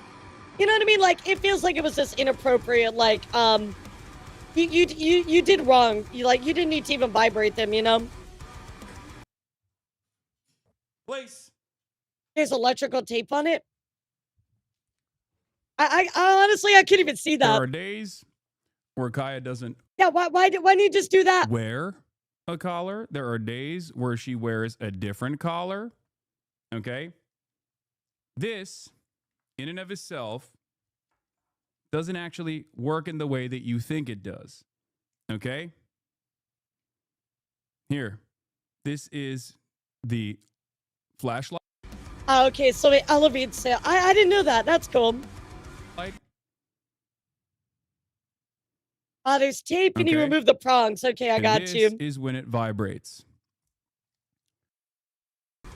All right, so I mean, I do have a lot of stuff to look at as well, but if that is the case, okay, so I mean, what was present during the actual clip, though? I guess is the real question, right? This video that points out all the inconsistencies. I got you. Well, I have so many things to look at here in a second, but we'll keep going, right? Yeah, just buy a collar that vibrates and not shocks. Exactly. Why would you buy one that has the prongs and just remove it? That's going to cost more. But unfortunately, chat, again, I am going to give you a little bit of a warning here. There's a clip here with Hassan where he pulls, this is before, right? Where he pulls a doggo by its tail, which again is if you know anything that is dangerous, right, you could hurt a doggo that way. That is not the appropriate way to discipline a dog, let alone treat them at all. But this is before everything happened. So to me, it's kind of painting a picture of he does not understand how to properly discipline or take care of a dog. But anyway, let's continue. And just a small warning, guys. Come here. Hey. Motherfucker, come here. Absolutely not. That right there is a huge no-no. Shot collar should be illegal. You know, G fan, I shared a story that I had earlier that, because again, I don't like shot collars either. Don't get me wrong. I think they're mean, right? But as a last resort, I could see why people would use them to protect a dog or an animal that might not learn, right? And to me, it's just a last resort. But this right here is unacceptable. Stay. No, come here.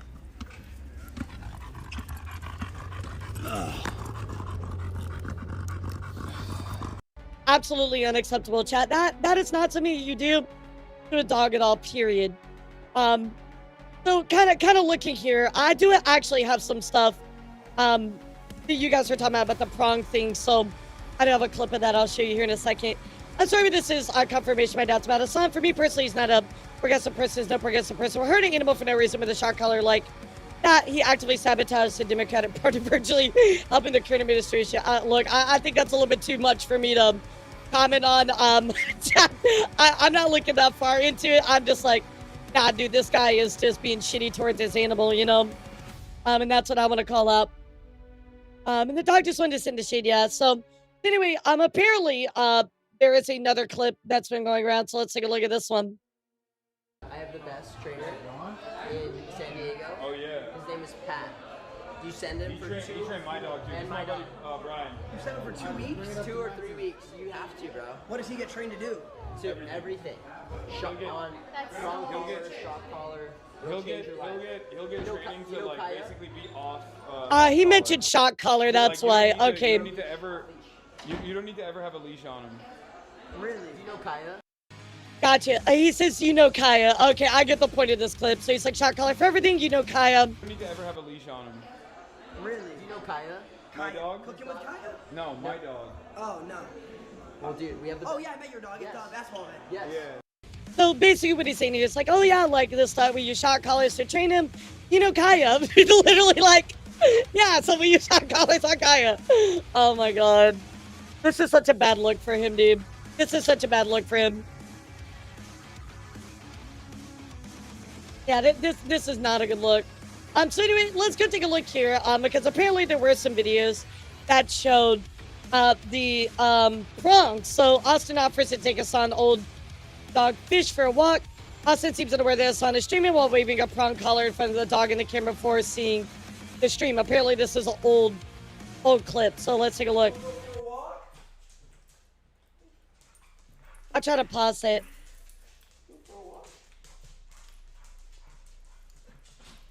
Oh, shit. I don't know if I saw it.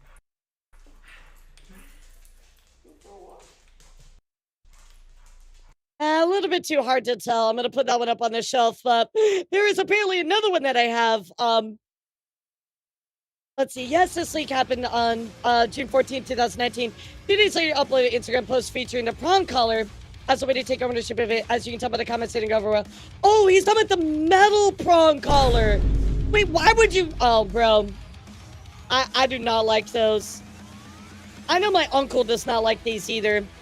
Sorry, I didn't realize it was the metal prong. Yeah, I don't like those, and my uncle doesn't like those either.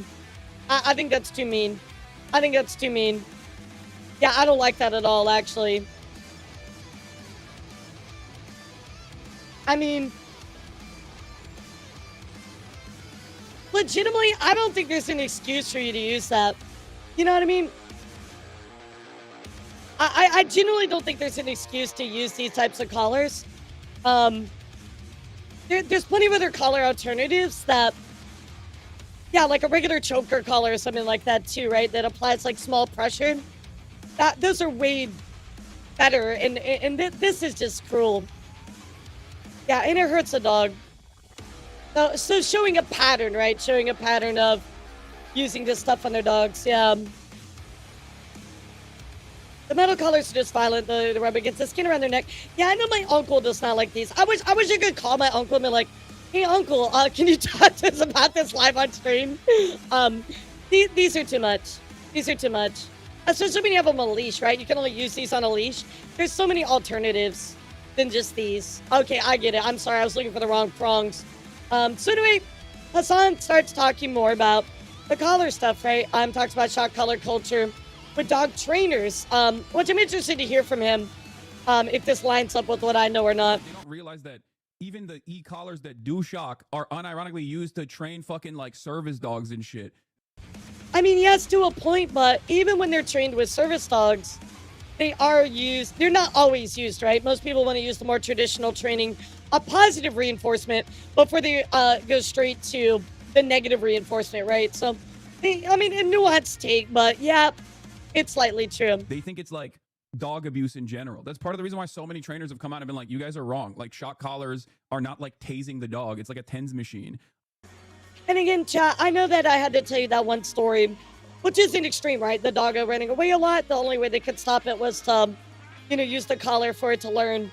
And then they put the perimeter invisible fence, right? Which is the same thing.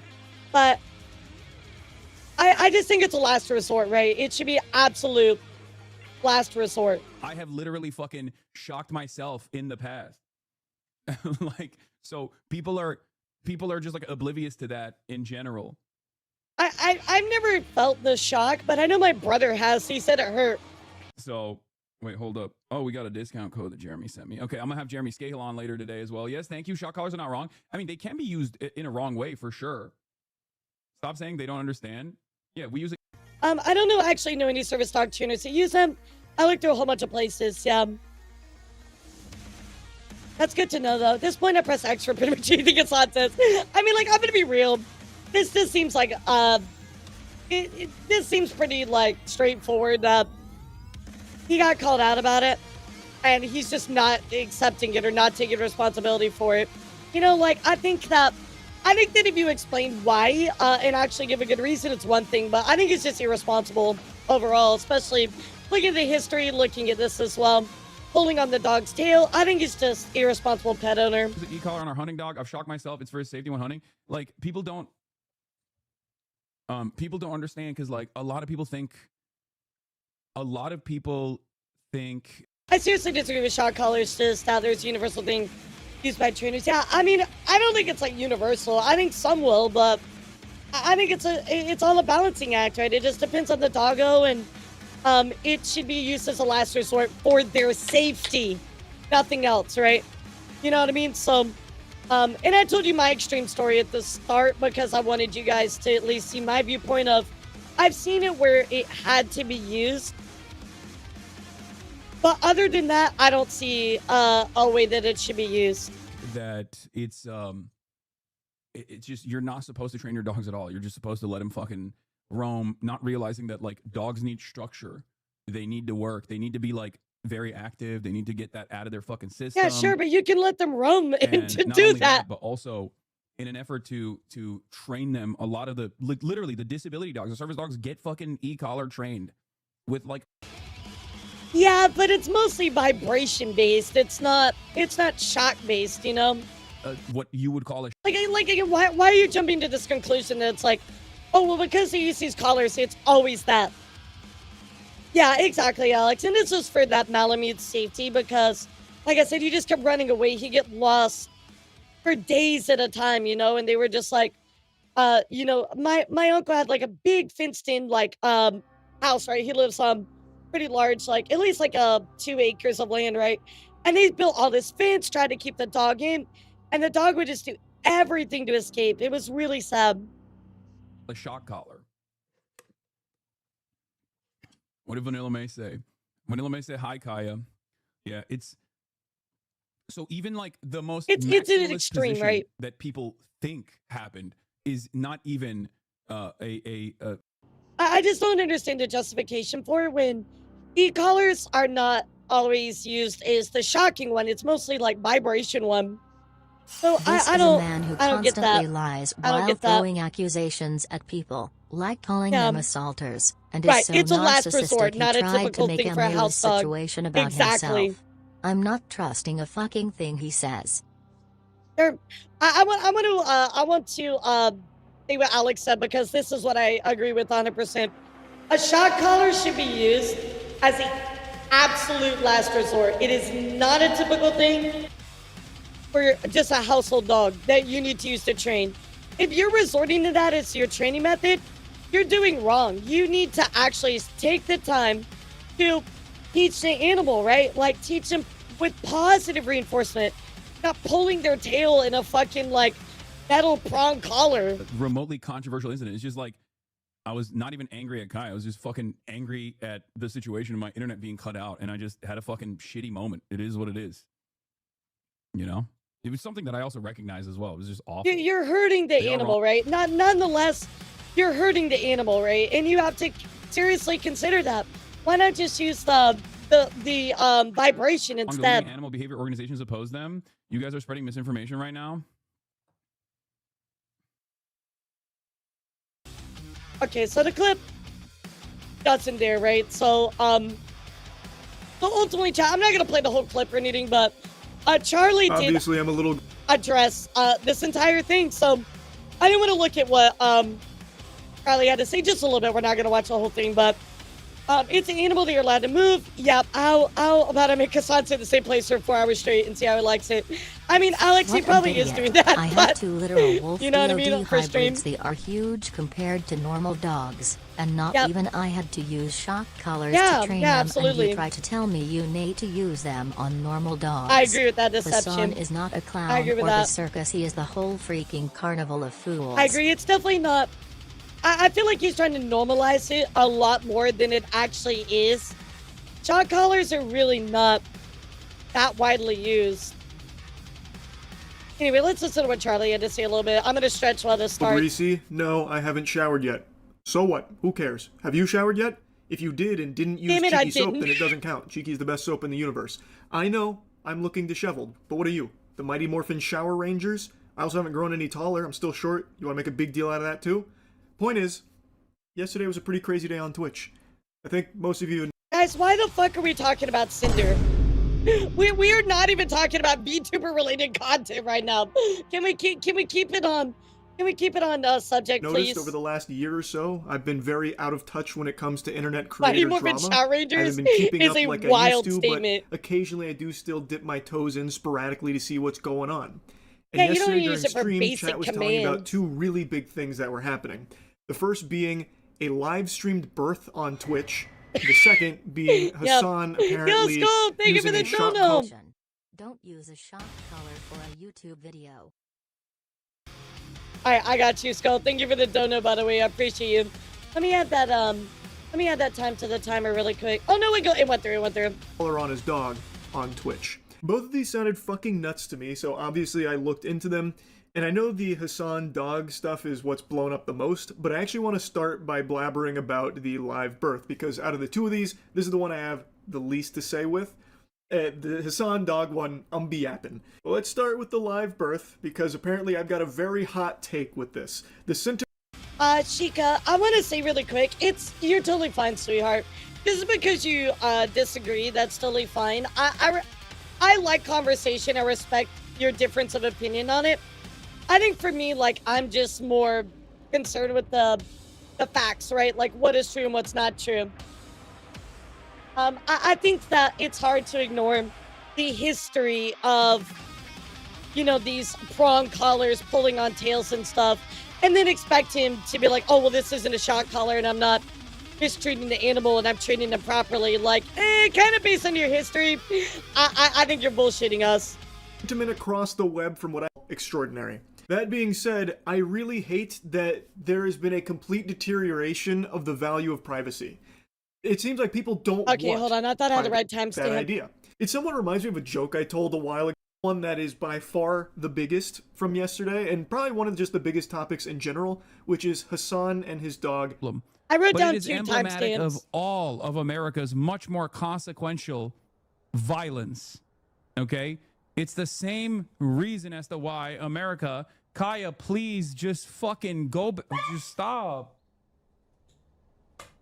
I mean, I was thinking maybe the doggo like stepped the wrong way or hurt itself, but by the positioning of the doggo, I don't think there was anything the dog like caught on or anything like that. It was just, yeah, it straight up, just like they got shot. Poor doggo. I hate this so much. This is so wrong to keep your doggo just trapped up there for that long, not letting him free roam, and then just shock them like that is just horrible. I really don't like that. That hurts my heart a lot.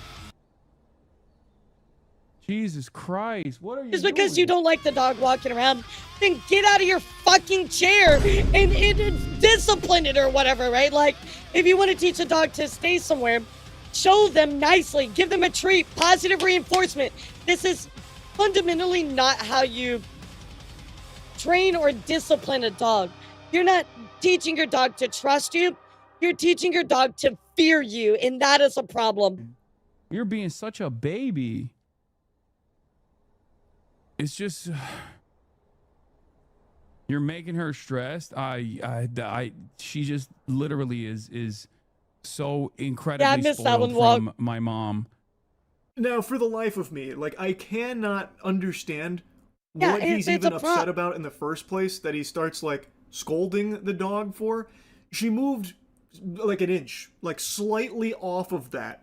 It's like in a video game, like in Metal Gear Solid, when someone gets, like, a fucking question mark over their head, they're, like, zipping to you immediately. Like, she doesn't do anything, really, other than move slightly, and he is... I mean, I gotta ask a question, because, again, I know this news has kind of already passed. You know, I'm a little late to the party, but, like, was there anybody that, like, legitimately supported him on this? I think it's pretty clear cut. I mean, again, I know everybody might have a different opinion of a shot caller, whether you think they're okay or not or whatever, right? But I think that, for me, even though I think that they're an absolute extreme, I think it's very clear cut that what he did was inappropriate for the level of what it was, right? And I just don't think he understands how to properly train a dog. And I'm gonna be real.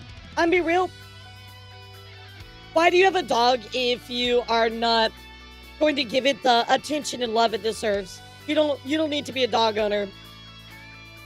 Anybody who supports us on Definitive, I got you. Just as followers, sure.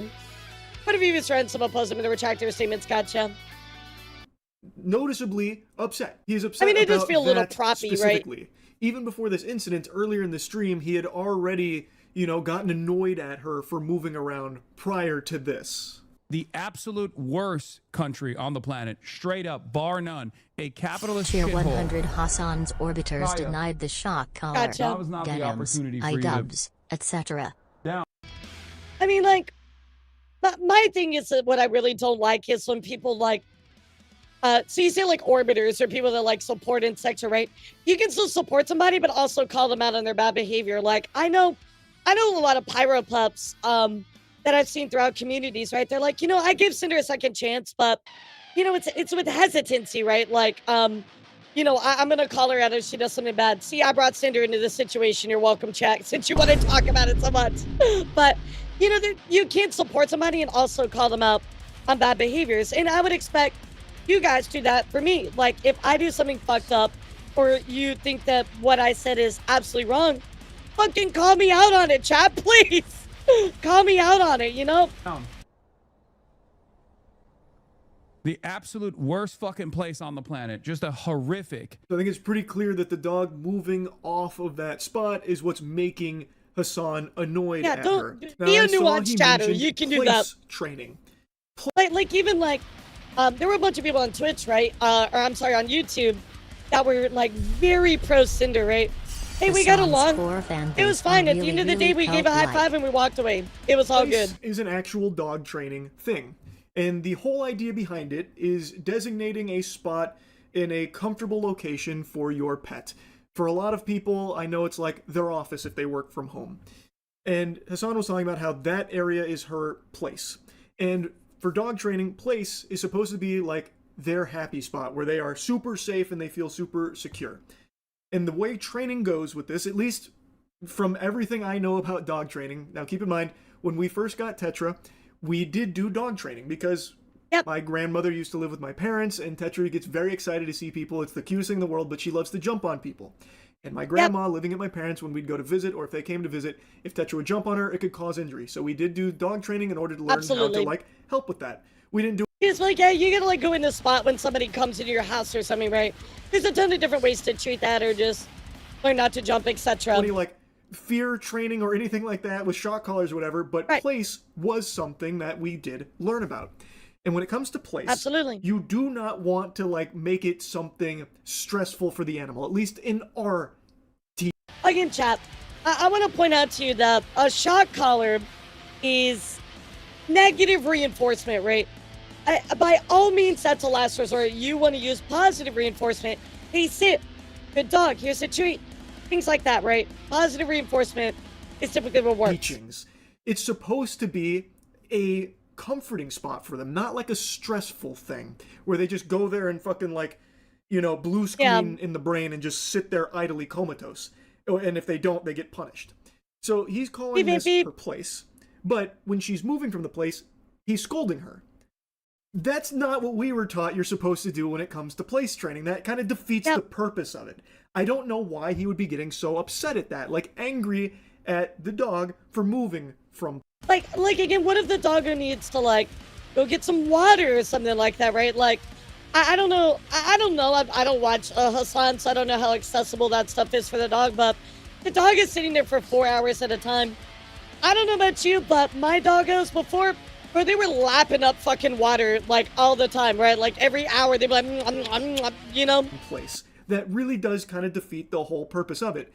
And then, in that clip, it seems like he reaches for something. Like, he looks off screen and he extends his arm to something, and then shortly or even thereafter, eat or whatever, right? Depending on their eating schedule and Hassan how you let turns them around and calls her a baby, and then tries to reassure the chat that she is spoiled, and then goes on to say that she's spoiled because his mother. I'm just gonna be honest, chat. I can't believe we're having this topic in this conversation because I feel like everybody inherently needs to understand how to treat an animal correctly, you know, and what he is doing is not it. Mother lets her, you know, have free roam around the house. Absolutely, now, Alberto. I sure did let Bear walk around the house. Are claiming that he didn't use a shock collar. So, Bear had, like, a specific part that if we told her to go into and stay, she would do that, but that was her spot, right? But absolutely, I'll let Bear go wherever the fuck she wanted to.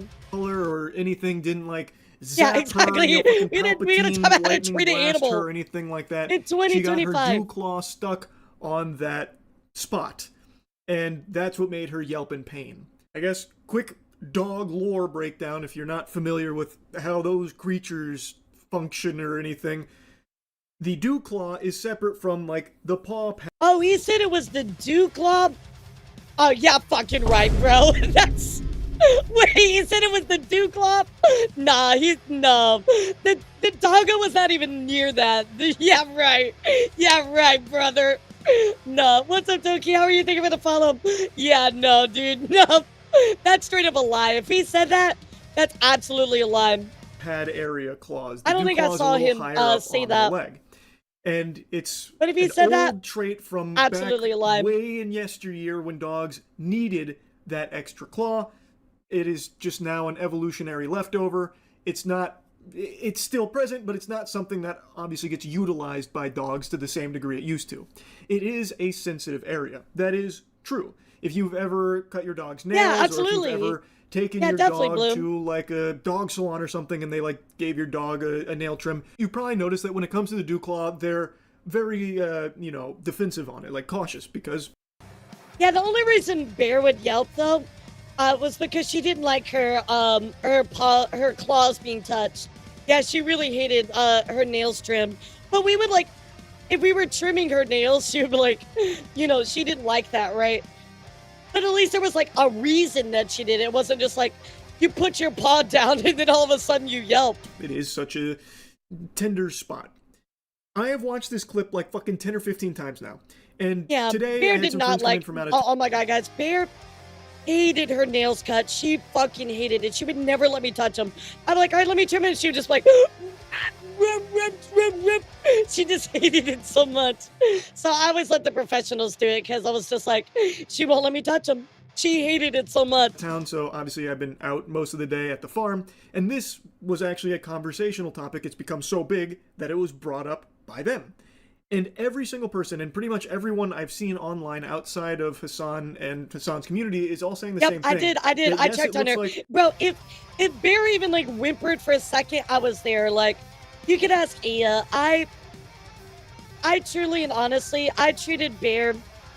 I mean, she was like my baby, you know? Like, I don't want like a child, but you know, a fur child. I always love my fur children. And I mean, I adjusted my whole life to support her, you know what I mean? Like, get her pills, like at weird times. I always made sure that I was there to be back at the house or on time or anything to make sure to give her her stuff when she needed, you know what I mean? Like, I made sure we got the right dog sitters and we went somewhere because I wanted to make sure she was good because I was worried. I mean, I always put her first for a long time. I woke up at the weirdest times, super early, sometimes to give her medicine. Like, I really put her first in a lot of ways because I loved her. She was my baby, you know?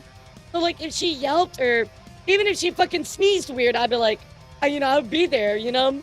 The dog does, like, touch its leg to that spot on the bed, but it doesn't look like it gets caught or anything. It does. So you can see in the clip feels it does. very unlikely that He is just what lied about caused that straight the up. dog to scream in pain. Like, I don't think that's what made Kaya, that's her name, yelp. It doesn't seem to get caught or snagged on anything, and dew claws aren't so sensitive and so tender that even touching them would cause like a panic scream or anything. Unless she has an injury there, but I don't think Hassan has mentioned that, at least not that I've seen. I keep this on my computer because it makes me happy to see it every once in a while, but just to pull up a little thing of Bear just makes me happy because I miss her. Just to get to see her face again, it just makes me happy. She was so sleepy. Look at her, she was just so sleepy. I miss her a lot. Even to this day, I'm sorry I'm crying. Oh, I just miss her. She was so sweet. God, I'm such a fucking crybaby sometimes. I'm sorry, guys. I'm sorry. Let's keep watching. So it feels to me very unlikely that that's what caused it, based on everything that we can see. Now, initially, even Hassan's community was starting to question, did he just shock Kaya? Did he just use a shock collar on stream? And the clip instantly started going viral. I mean, the way he reaches to that one side, it really seems like he's grabbing a remote. And shrugged it off as like, oh, a bunch of bad actors attacking me for some fucking phony baloney, barnacles here, you know, unbelievable, this is all a load of fish paste. And instead of doing what I think most people, like, not even just streamers, just normal people would do, of like showing, no, look, it's not a shock collar, obviously I didn't shock my dog, he instead just brushes it off saying, nope, it's not a shock collar, you're stupid for thinking that it is. And that's the attitude that his community had as well, like, oh, you must have psychosis if you think it's a shock collar. I think maybe this was the first time, Chica, but just to say why hasn't this been an issue for 3 years, I think inherently that's a bad faith argument. Like, oh, it's never been an issue, so why is it now, right? Like, this just might be genuinely the first time. Are you gonna watch his response here? I think you put our response here. I haven't seen it fully myself. Yeah. Are you talking about Hassan's?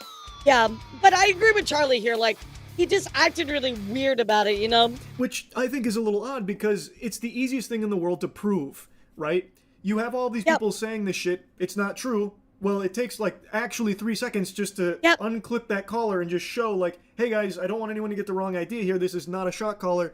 Look, here's what it is, and then explain it. Like, I feel like even a non-streamer, like a complete normie, average Joe Schmo, if you went to their house and saw that happen, or like, hey, did you just shock that dog? They'd be like, oh my god, no, this is clearly a misunderstanding. No, that's not what happened. Like, I feel like most people would be very quick to show you and prove that it's not a shock collar because it's so quick and so easy to do. So this was the main point that I wanted to bring up within this video, right, Chatlas? I agree with him, right? He's just like, hey, like, it's so easy to just prove. Why did you, like, go through this huge, like, fucking thing about it? But also, XQC gets involved with it as well. Let's see what XQC had to say about everything.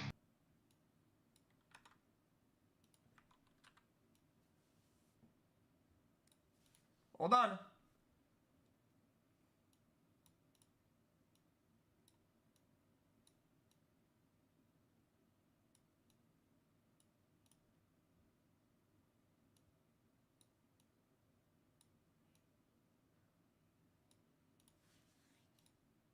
You see it, chat?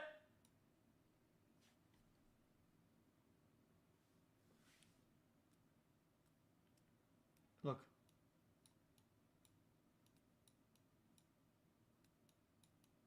There's a little light for it. Okay, I see it. It beeps.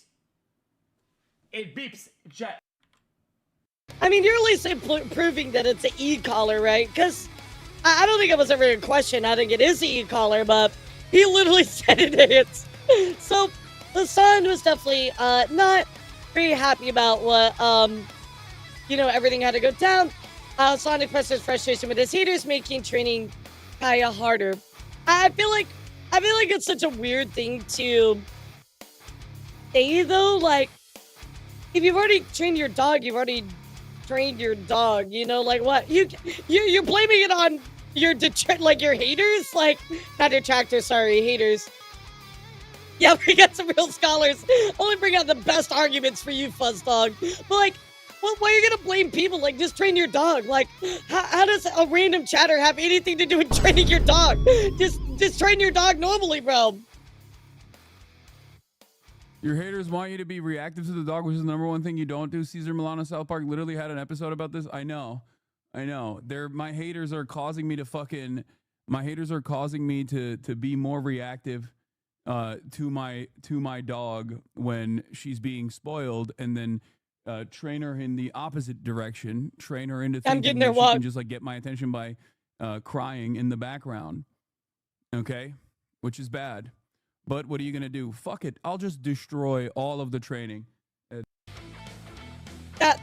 Literally, people in this chat have nothing to do with it. I've worked very, very hard on to reinforce now that. But bro, what is he on about? Fucking abusive unless I, what is he on about? Let my dog do whatever she wants and then run the show. Like chat is making my dog do whatever they want. Chat is on training my dog. I have a good friend of mine that used to be Van's producer back in the day. Back when he was in the Tier 100 this is like the craziest like blame went onto Twitter to confirm that it is indeed a I have that. I have that tweet. I'm gonna bring that up here in just a moment. Because I already let her fucking. Yeah, I got you. I already let her do whatever she wants now. See, this is how it works. Okay. She expands on. Here's what I'll do. Let me show you everything, and then if there's something I missed, you can send it to me. The readily available confines. Okay, do you see that? Thank you, haters. You have successfully. I mean, even 4 cameras, that's fine. You have. I'm giving it to you. I'm giving you this dub. This is such a weird thing to say because you're still gonna train your dog the way you're gonna train them, right? Like, I think inherently, if somebody is pointing out, says, "Hey, this is wrong." Maybe it's wrong, like maybe you need to be like, oh my God, maybe I didn't know what I thought I knew. Maybe I'm not that good of a, dog owner and I need to improve. Like, sometimes people are telling you something for a reason, right? It's not always, oh, you're after me, detracting me. Like, yes, I know that's a small majority, but sometimes people telling you stuff is actually like legitimate, right? And I think that dog owners, actual pet owners that know what they're doing are telling you, hey, dude, you shouldn't pull dogs by the tail and use metal prong collars and, make the dog stay here all day. They should be able to, roam around, right? Gotta give them a happy life. Ultimately, Chad, I do want to let you know that Pokemon and Lily Pichu decided to cancel their scheduled podcast episode with his son, which totally makes sense considering the timing. They did not want to do that, right? And they told him that and he stopped doing that to Fish, right? Well, which is good, right, Chica? But again, when you have a pattern of bad behavior and then you are showing more of that same pattern that you had before, you know what I mean? Like, that is, that's problematic, right? So anyway, Pokemon and Luigi Pichu announced they have canceled their scheduled podcast episode. Did not feel right uploading tomorrow's episode at this moment in time. So I think they ended up uploading it at a future point. But when this was going down, which was around October 13th, they ultimately just were like, yeah, we're going to hold off on this one, at least for right now. So, let's go take a look here. I have a few more tweets I wanted to show you all. Plot twist, they didn't decide on that. It was the staff members of the podcast who chose to cancel episode. Oh, interesting. Okay, gotcha. Wow, fuck me. Thank you for letting me know that. So, a veteran Kig did some investigative work and found a sus-looking controller-type device on Hassan's desk from a Christmas time stream. All right, let's take a look. This sounds like some fucking, deep investigation. Why shot? Boom. I mean, ultimately, the staff members probably made the right call on that, though. Regardless. Where's the camera, huh? No. Think about going outside. Last but not least, thank you all for joining us on this wonderful, wonderful Christmas. Why shot? Boom. Yeah, that is one that it looks to me like one of those vibrator shock collar controllers. At least confirms it's an e-collar, right?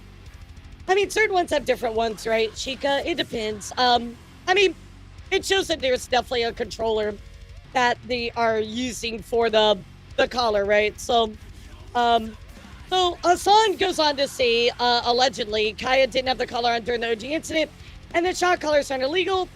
I don't think they are illegal.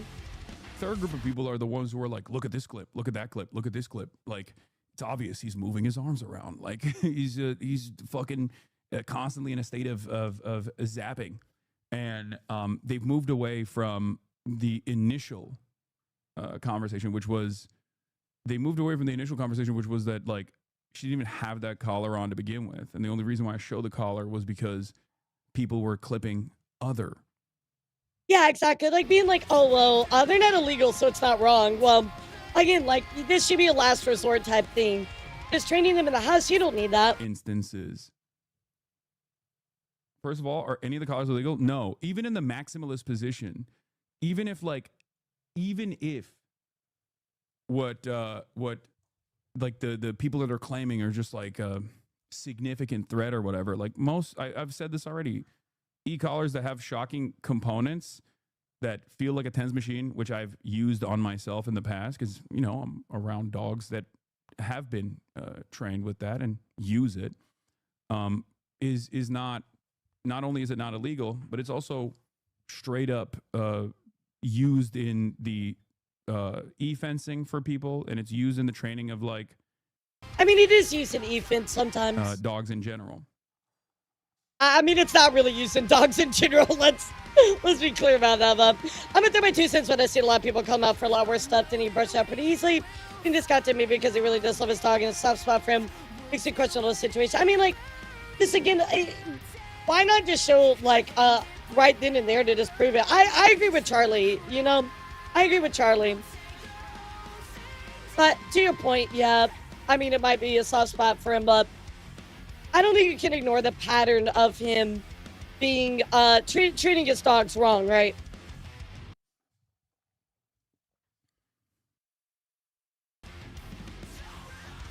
For me, that is very much an important part of it. But let's get into where the actual collar creators, the makers of the collar, responded to email requests about the collar.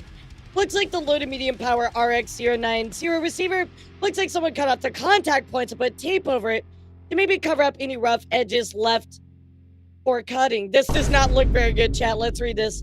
Hi there. To me, this looks like a low to medium power RX090 receiver that comes with most of our units out of the box. It looks like someone cut off the contact points and put tape over it, maybe to cover up any rough edges left for cutting, instead of just replacing the contact points with a comfort pad. If you want to be sure what the receiver it is, you will need to remove the tape. So it's showing that I guess the prongs were removed and covered up with tape. Yeah, why would you not put the comfort pads on it? Because even if you remove the prongs, that doesn't mean I mean, I guess I don't know how it functions, right? It could be, the shot could still go through, right? But did we see the collar in the clip right after it happened? Because he could have taken that collar and cut the prongs off of it and put tape on it after. Just a potential, chat. Just a potential to think about. But anyway, let's go take a look here at Ludwig. And Ludwig said that he was using one. Do I think Hassan shocks his dog? I have no fucking clue. I think he lied about having a shock collar. I think he 100% had a shock collar based off what's on my For You page. I mean, like, going by what the manufacturer said, technically it is a shock collar, right? It is a shock collar. It just has the prongs removed. Maybe I'm getting psyoped. He's adamant that he hasn't shocked her. But that 100% is a shock collar, as a fact. Yeah, I guess we may have to go through the prongs. I don't know. But I got no clue. And I think when you come in and you say, oh no, you're going to get the Hassan call now, I think like you are like genuinely pathetic. Like you are still pretending to live in a universe where it is like brave to speak out against Hassan, as if that is not like the popular side to be on. It truly, I think, is pathetic. Do I think? I just have a question. Why would you remove the prongs as they were not intended? You know what I mean? Like, it seems so weird. Here's my thoughts, chat. I'm gonna tell you my thoughts on this. The doggo crying out the way that it did seems weird.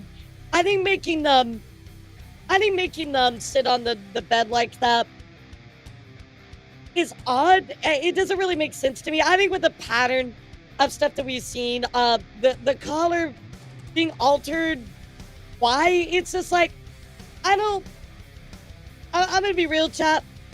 I'm leaning a lot more to he just does not know how to be a proper dog owner.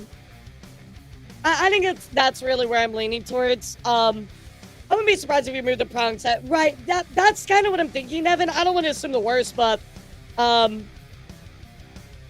skim through a lot of his old VODs, kind of just seem to move around quite a bit often. Yeah, just let the dog free roam, you know? Like, to me, it kind of seems like he's keeping the dog as a prop, which I don't like that, right? Like, let the dog be the dog, right? They don't need to be in your room while you're streaming, right? And if you want them to be in a certain spot, I would argue that because he does like a lot of serious topic kind of stuff, right? I mean, who knows, those vibes could be, dogs are very good at reading energy and vibes, right? I would make my spot for Bear, if it was me, I would put her in a different room, right? And to be fair, I did have a different spot for her. Sometimes she would come in the room, right? You guys remember, but she would always leave. So like, I just think with all the evidence and the pattern of stuff going on, I'm leaning towards he just does not properly take care of his dog. Was it a shock collar? I think so, with the way the dog reacted. Maybe there's a little bit of plausible deniability in it. Maybe there's a little bit of too many what ifs and stuff. But based on just everything I've seen, I don't think that he treats his dogs the way that they deserve to be treated. That's my opinion. If you're gonna go with a shock collar, it needs to be for the absolute worst fucking shit. Like, I'm talking like your dog is being unsafe, maybe they're aggressive, or they're running away, or you know what I mean? Like, you gotta do everything within your power as a dog owner before you go to a last resort. That should be the first thing you go to. Dog is only there to keep your attention. I mean, maybe so. It just, I don't want to assume some bad intention, but it feels like purposely you're making the dog sit there so it's on your stream, right? The chat loves the dog from what I've seen, so I guess the way to put her on stream. Sure, yeah. And he has emotes. I think y'all said a bunch of stream. There's maybe, sure. It's just kind of like, when the dog wants to get up and roam, just let him roam. Like, you don't need to make them sit there for a long period of time, in my opinion. I mean, I had to ask my uncle what he thinks about this. I haven't talked to him about this situation. I'll let you know what he says, maybe tomorrow during stream or Sunday. I would be very interested to hear his take on this. By the way, I appreciate people like Ari as a dog in their same room, understands what a husky's personality is. Then he came back with a barks, joints. Yeah, exactly. Like, bro, I'm just gonna say Bear could do whatever the fuck she wanted. She had a spot, wasn't in my stream room. I wasn't gonna make her stay anywhere, you know? But it's a shot color, not. It's pretty clear to me it mistreats a dog. Yeah, I think this for me, my biggest takeaway is like, I don't think that he has a good pattern of treating dogs correctly. And I think that ultimately here, whatever happened, whether it's a shock collar or a vibration collar, he inappropriately used it on the doggo because the doggo was not doing anything wrong. And he should have taken the time to use positive reinforcement instead of negative reinforcement, right? You're innocent until proven guilty, sadly, JW, you know? Maybe not sadly, but in your sentence, sadly, you know what I mean? You're innocent until proven guilty. So I would say that him using the collar was wrong in that moment. He should have gotten up and treated the dog better, right? Use positive reinforcement. Hey, lay down, here's a treat. You know, like, I just don't support that type of behavior that he had, you know? He only treated his previous dog. Yep. That's my thoughts too. I just very much like, it doesn't read right to me, you know, with everything in there. Something stinks, you know what I mean? Something stinks. So just kind of like, but let me know how you guys feel about it. I would love to hear your thoughts. I know some of you are like, yeah, you know, there's enough doubt in it, and I agree with you. I don't know if I could say for sure it's a shock collar, but I can at least tell you the way that he administered the discipline was incorrect. It was incorrect. So, yeah, I mean, you can't abandon the suspicions, and I agree with that, right? You don't want to abandon the suspicions. I don't think there's anything wrong with that at all, right? So, I think it's okay to address everything that's going on, right? Consider everything. Nothing wrong with that at all. But I do think that with everything that we're seeing here, it just points to me that he's not a very good dog owner. You know what I mean? And also he's kind of got like a history of misleading, etc. So I get where you guys are coming from. So, well, thank you guys so much for an awesome stream as always. It was a great time yapping with you all. I appreciate you so much. This was a great time as always. Hi guys, we are gonna go raid. You guys know my elara, but you also know my jar model, right? My pot of greed model, as you guys call it. Well, we are gonna go actually raid the creator of that model for me, who is Soda. Soda actually is the one that made elara, and also of course made jar lara, or pot of greed, as you guys love to call it. So thank you guys for tuning in. I appreciate all of you for your conversations today. Thanks for keeping it mature. Thanks for you know, of course, having a conversation as always. Really do appreciate that. Even if we feel opposite, I'm glad that we can have a adult conversation. So guys, I'll see you tomorrow. We're just gonna do a true yapping stream. We'll probably play this or that, or do would you press the button? Okay, so YouTube, thanks for tuning in. I'll see you tomorrow. Twitter, thank you for tuning in. As always, and of course Twitch,